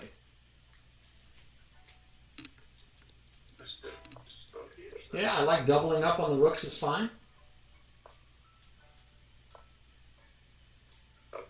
Yeah, so endgames, I agree, thinker teacher. You know I love endgames and I want him to learn endgames, but I think right now probably what he needs most is better development and time management. I think if he did better time management and development, that would help him to start, and then we can worry about the rest. Don't know why he took. I guess he didn't want to take and lose a pawn, but now he's got those double isolanes. We don't like that. But now he's got to decide. I really liked here, by the way. Let him trade. Let him trade. Oh, man, I liked here. I would have enticed a trade. I would have enticed a trade. By the way, that bishop is free. Ooh. That bishop was free. Why didn't he take the bishop? He takes the bishop. He could take back. You could take back. If he takes your queen, you take back. I think he had a free bishop. Now, he's down to 2 minutes, so he is taking his time. It's just picking when to take his time a little better. I like this. He's got those rooks ready to come in to do some damage, maybe. The knights are holding the pawn nicely. I like this. This isn't bad. He still has enough pieces on those pawns. It's looking good. Come here and threaten the bishop. This might be a little annoying. Ooh, I like that. Look at this. Look. Lose pieces. Fall off. Where are you going to go? This is the only place you can go to hold the bishop. Lose pieces, drop off. He drops a rook. For a pawn. He thinks he's going to get mate threats. Maybe he will. Don't think he will. This is tactics now. Olipals is pretty good at flat-out tactics, I think. If he wants to take here, then he gets... see, he didn't even want to take there. Now Olipals just has to play solid. He's up exchange. Nice. Start off. Get your queen off of that diagonal, right? We don't want to be pinned. He can force a trade of rooks, probably, is my guess. But he's doing better, and he's down to 2 minutes. So the first thing I like is he spent time in this game. I'd like him to spend time a little more wisely, but he spent time.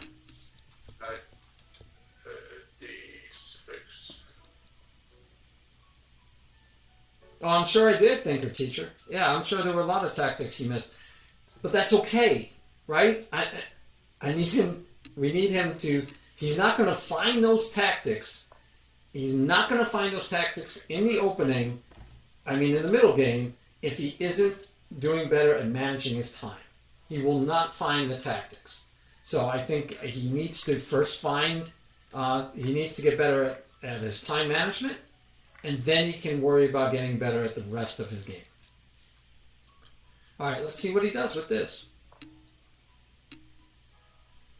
It's an interesting situation.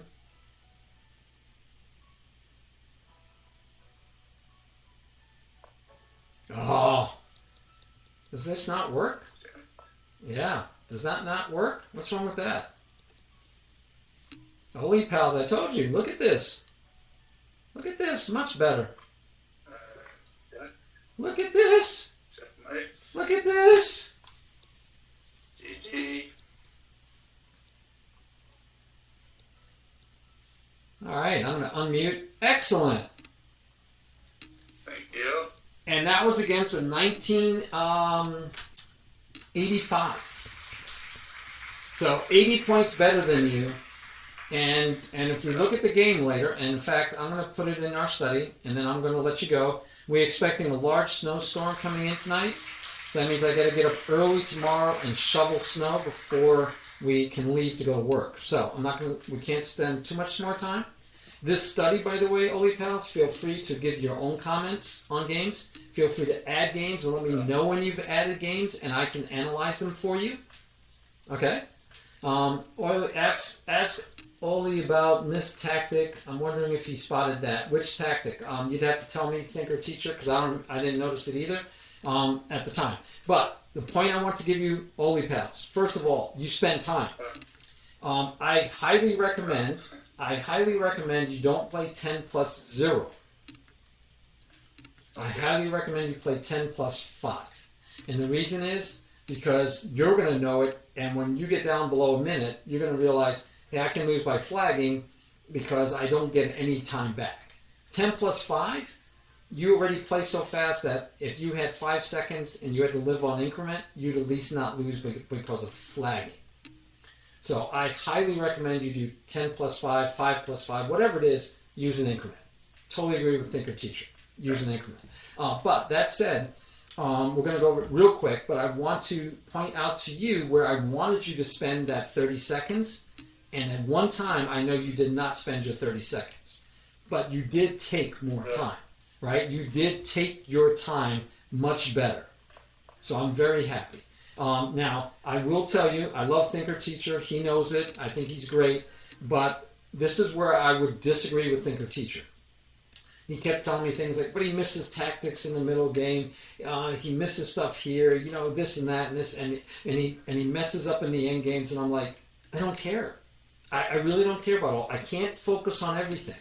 You and I cannot get you to be better by trying to make you do everything. We want to narrow down our focus and find one thing to work on. And we gave you, two. Focusing on development and then better time management.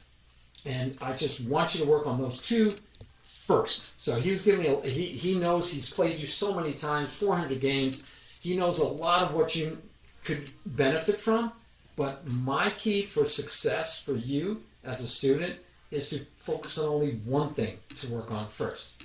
Yes, thinker teacher says he didn't mean to focus on everything, but you kept telling me everything, thinker teacher. So I have to make sure that my student knows that I don't want him focusing on 10 things. Yes, thinker teacher. I told you I love you, so I understand. Yes, he does a single endgame motif. All right, so here I like the fact that you just kept developing. I thought this was kind of risky. I don't know why. I was looking at this move for your bishop. Are you in the study with me? Okay. I was looking at this move versus... Okay. I thought this was a little risque because, it's like, okay, remember what I told you about don't encourage him to develop? This actually encourages him to block or run away, which is still development. So you forced him in one way or another. Now the only bad move might have been pushing the pawn. Might have been the only bad move. But so most of his choices were development. And so I didn't like that you were encouraging him to develop. I'd much rather you had stayed here. But I will say you found a nice move. Right? Like it. He attacks. But here, right here, you push. Remember we talked about this is the best way these pawns are. Your pawns are the most powerful right now. These pawns are the most powerful they're going to be right now. And you, before you offer a pawn break, before you said, oh, I'm going to push this pawn, before you're allowed to do that, you need to spend 30 seconds checking. So anytime you want to do a pawn break, I really want you to find two other good moves. So you still haven't developed your queen. So you could have developed your queen, which would have given you this battery, so that you could have traded off his fianchetto bishop and give his king not a safe place to go anymore, because he wouldn't have a bishop there. So that's playable.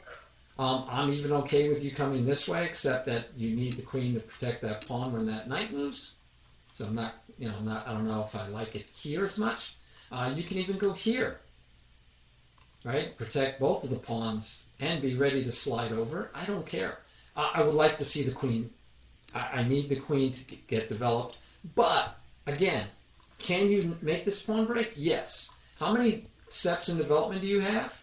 You have 5 steps in development. You have 5 steps in development. Your opponent has 1, 2, 3, 4. So you're 1 step ahead in development. I'd rather you have 2. But this bishop is not getting developed anytime soon. So the rooks are not going to be talking anytime soon. And the queen is out earlier than the bishop. So with that in mind, I'd be okay with you launching an attack. I would. And so this might be okay. But I watched you. You did not spend 30 seconds at this moment. In fact, let's see how long you did spend. You spent 7 seconds. So before you offer a pawn break, before you accept a pawn break, before you push a non-center pawn, and we can add to it, before you break up your pawn duo in the center when you get one, but that's the same as a pawn break, that's one of those times when I need you to spend 30 seconds. You ended up spending 30 seconds when they got tactical things happening and you were worried, or you had to figure out the correct, like, how do I protect this pawn, right? You were here and you're like, man, he's attacking here twice now, and I have twice, but now he's also attacking this pawn. How can I do everything? And so you found a nice answer. But that took you a while. In fact, let's see, that one you spent 20 seconds on. So this one you spent 20 seconds, but now before you do a pawn break, I want you to really make sure you want that pawn break. Make sense? Yes. Oh, you're disagreeing with me, thinker teacher? Oh no! He says even when he does disagree, he still respects me. I appreciate it, thinker teacher. Same here. Oh, what about what? If the tactics is 3 moves deep or more, I do not say anything about screaming. I don't think you mean screaming. But if the tactics is 3 moves deep or more, I do not say anything about screaming. I don't think you mean screaming. Oh, so if you have to calculate 3 moves or more, depending on your level, you might not be able to. That's why I say 3 times 3. I want 3 candidate moves, thinking 3 moves deep, from my beginners trying to become intermediate players. 3 candidate moves, 3 moves deep. Later, you can try to do 4 and 5 and 6 moves deep. But yeah. And 3 moves deep for a 10-minute game is going to be well enough. The problem I find most players have, thinker teacher, most students, is that they don't think deep at all. Right? They don't think even 2 moves deep, much less 3. All right, thanks, thinker teacher. All right, that every time he misses 2 move tactics, I shout at him. All right, so this was the necessary part, Martin, you missed. Which was the necessary part that I missed, thinker teacher? What did I miss? Tell me where we missed the tactics. All right, so we take, And here, your opponent had 3 people attacking the pawn, and you only had 2. He could have won the pawn. Yeah. But he did not. He did not. I have a rule. Oh, what? Oh, yeah. So I got the rule, but I thought you were saying it was a move that we missed. So here, your opponent just missed winning the pawn. Why he didn't? He must have been worried about something about your king not being castled, but he castles, gives you an opportunity to protect the pawn. You did well, and you used a lot more time than your opponent. And so, like, even finding these moves, right, because he's threatening to chase your bishop. So, only moving it 1 wouldn't work because he would have pushed you anyway, and then you would have lost this pawn. So, yeah, you were finding really nice. Thank you. Thank you, Thinker Teacher. Yeah. So, I thought you did really well at finding a ton of moves. You noticed the queen also attacking your bishop, so you did well. You moved it away. Good job. So, I thought you did well. Right here, there's a tactic somewhere that Thinker Teacher says you missed, and that I missed too. I wasn't looking so much for tactics. I was looking more for just making sure that you were looking at these principles and using your time. That's all I was focused on. Yeah, I thought he played well, too. I thought he played well. Even here, you're like, oh, he's threatening to win a pawn. And you say, well, let me go over here and see if I can force a queen trade. I thought this was all good. Now, do you notice something right here? Do you notice that your opponent never got that bishop off the back rank? And so he's playing at a deficit. He's playing with only 1, which is stuck behind the pawn, and the queen. He's playing with the queen. And every other piece he had that was active, look at this one on the rim, every other piece that he had was active, he traded off. Do you realize? I mean, look, every piece that he had that was active has been traded off. And then the queen goes back. And so he's back to a bishop that's stuck, a bishop that's really stuck, and his rooks can't even talk. So positionally, you're winning this game. I don't know if you felt it at the time, but you were winning this game. And your idea about taking over this file is excellent. So one of the things I noticed coming up, which I don't know if this is what Thinker Teacher's talking about, but one here I was thinking, why not trade queens? I mean, his queen has he can't go to any of these squares. He could drop back, and then you could say, great, right? Or even here, check. He takes back here, and then you can get your queen over here. I think you're going to mate him. I think if he had dropped back, I think you have mating threats. Because I don't even know what he does now, because he's kind of like cramped. You might have to do this to keep your queen from getting here, because if your queen gets there, lights out. And if he had taken your queen, I think you're also looking quite happy. Anyway, so it's just a thought. Okay. Just a thought there. I don't know if it's best. I'm not running an engine. We don't do that here. So queen to c7 pin and win. Queen to c7 pin. Yes. Okay, that I see as a tactic. Yes, sir. So Thinker Teacher says here, queen to c7. The bishop is pinned. The queen is hanging. Right? It's loose. Remember, loose pieces drop off. Very nice, Thinker Teacher. So the queen is unprotected, and the bishop is hit 3 times now, and only protected twice. Game over. Game over. If he moves the bishop, you win the queen, and if he moves the queen to try to get out of the pin, again, he can't go to any of these squares. He could go over here, but if he goes to any of those squares, you win the bishop. So you win a full piece. Nice, Thinker Teacher. Nice. Hey, thanks, Hi Dog. Hi Turd. Thank you. That was very kind of you. Well, you say you did. I guess you did, right? I don't know. I don't know how that. I don't know that I have an announcement for that. I did see the beautiful. My thing came up, so yeah, we'll take it. Thank you, sir. Thank you very much. Probably on the donation screen, if you did. I take it. There's a donation screen. ordination thing you could do. But anyway, so yeah, so thinker teacher right there, nice. You know, you have to realize the bishop is pinned, and you would notice that the queen is unprotected. I think that's the key, right? You have to know that the queen is loose. We call it loose pieces drop off. Okay, that's not my words. But anyway, so all these times when he's chasing your queen around, you always had that.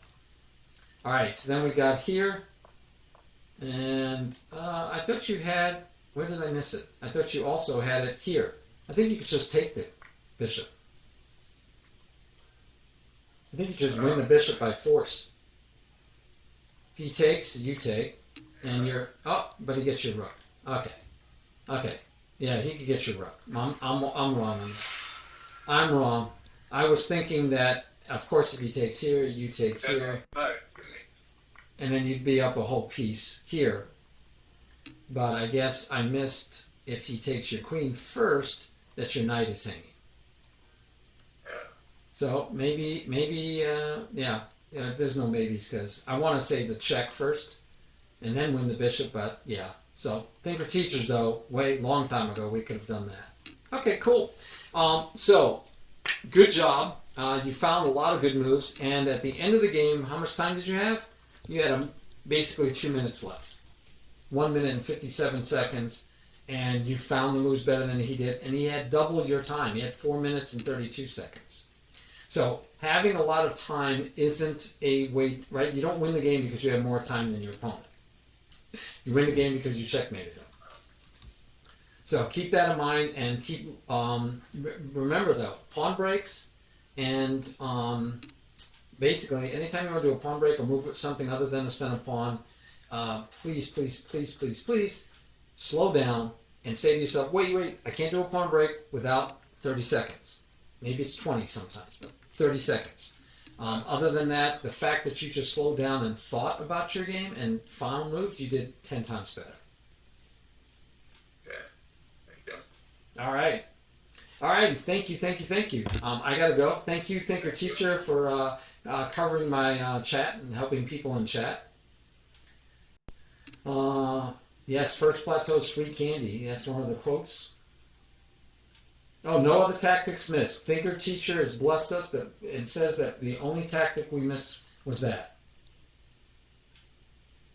And he says that's the only one he would shout at you because you missed a 2-move tactic.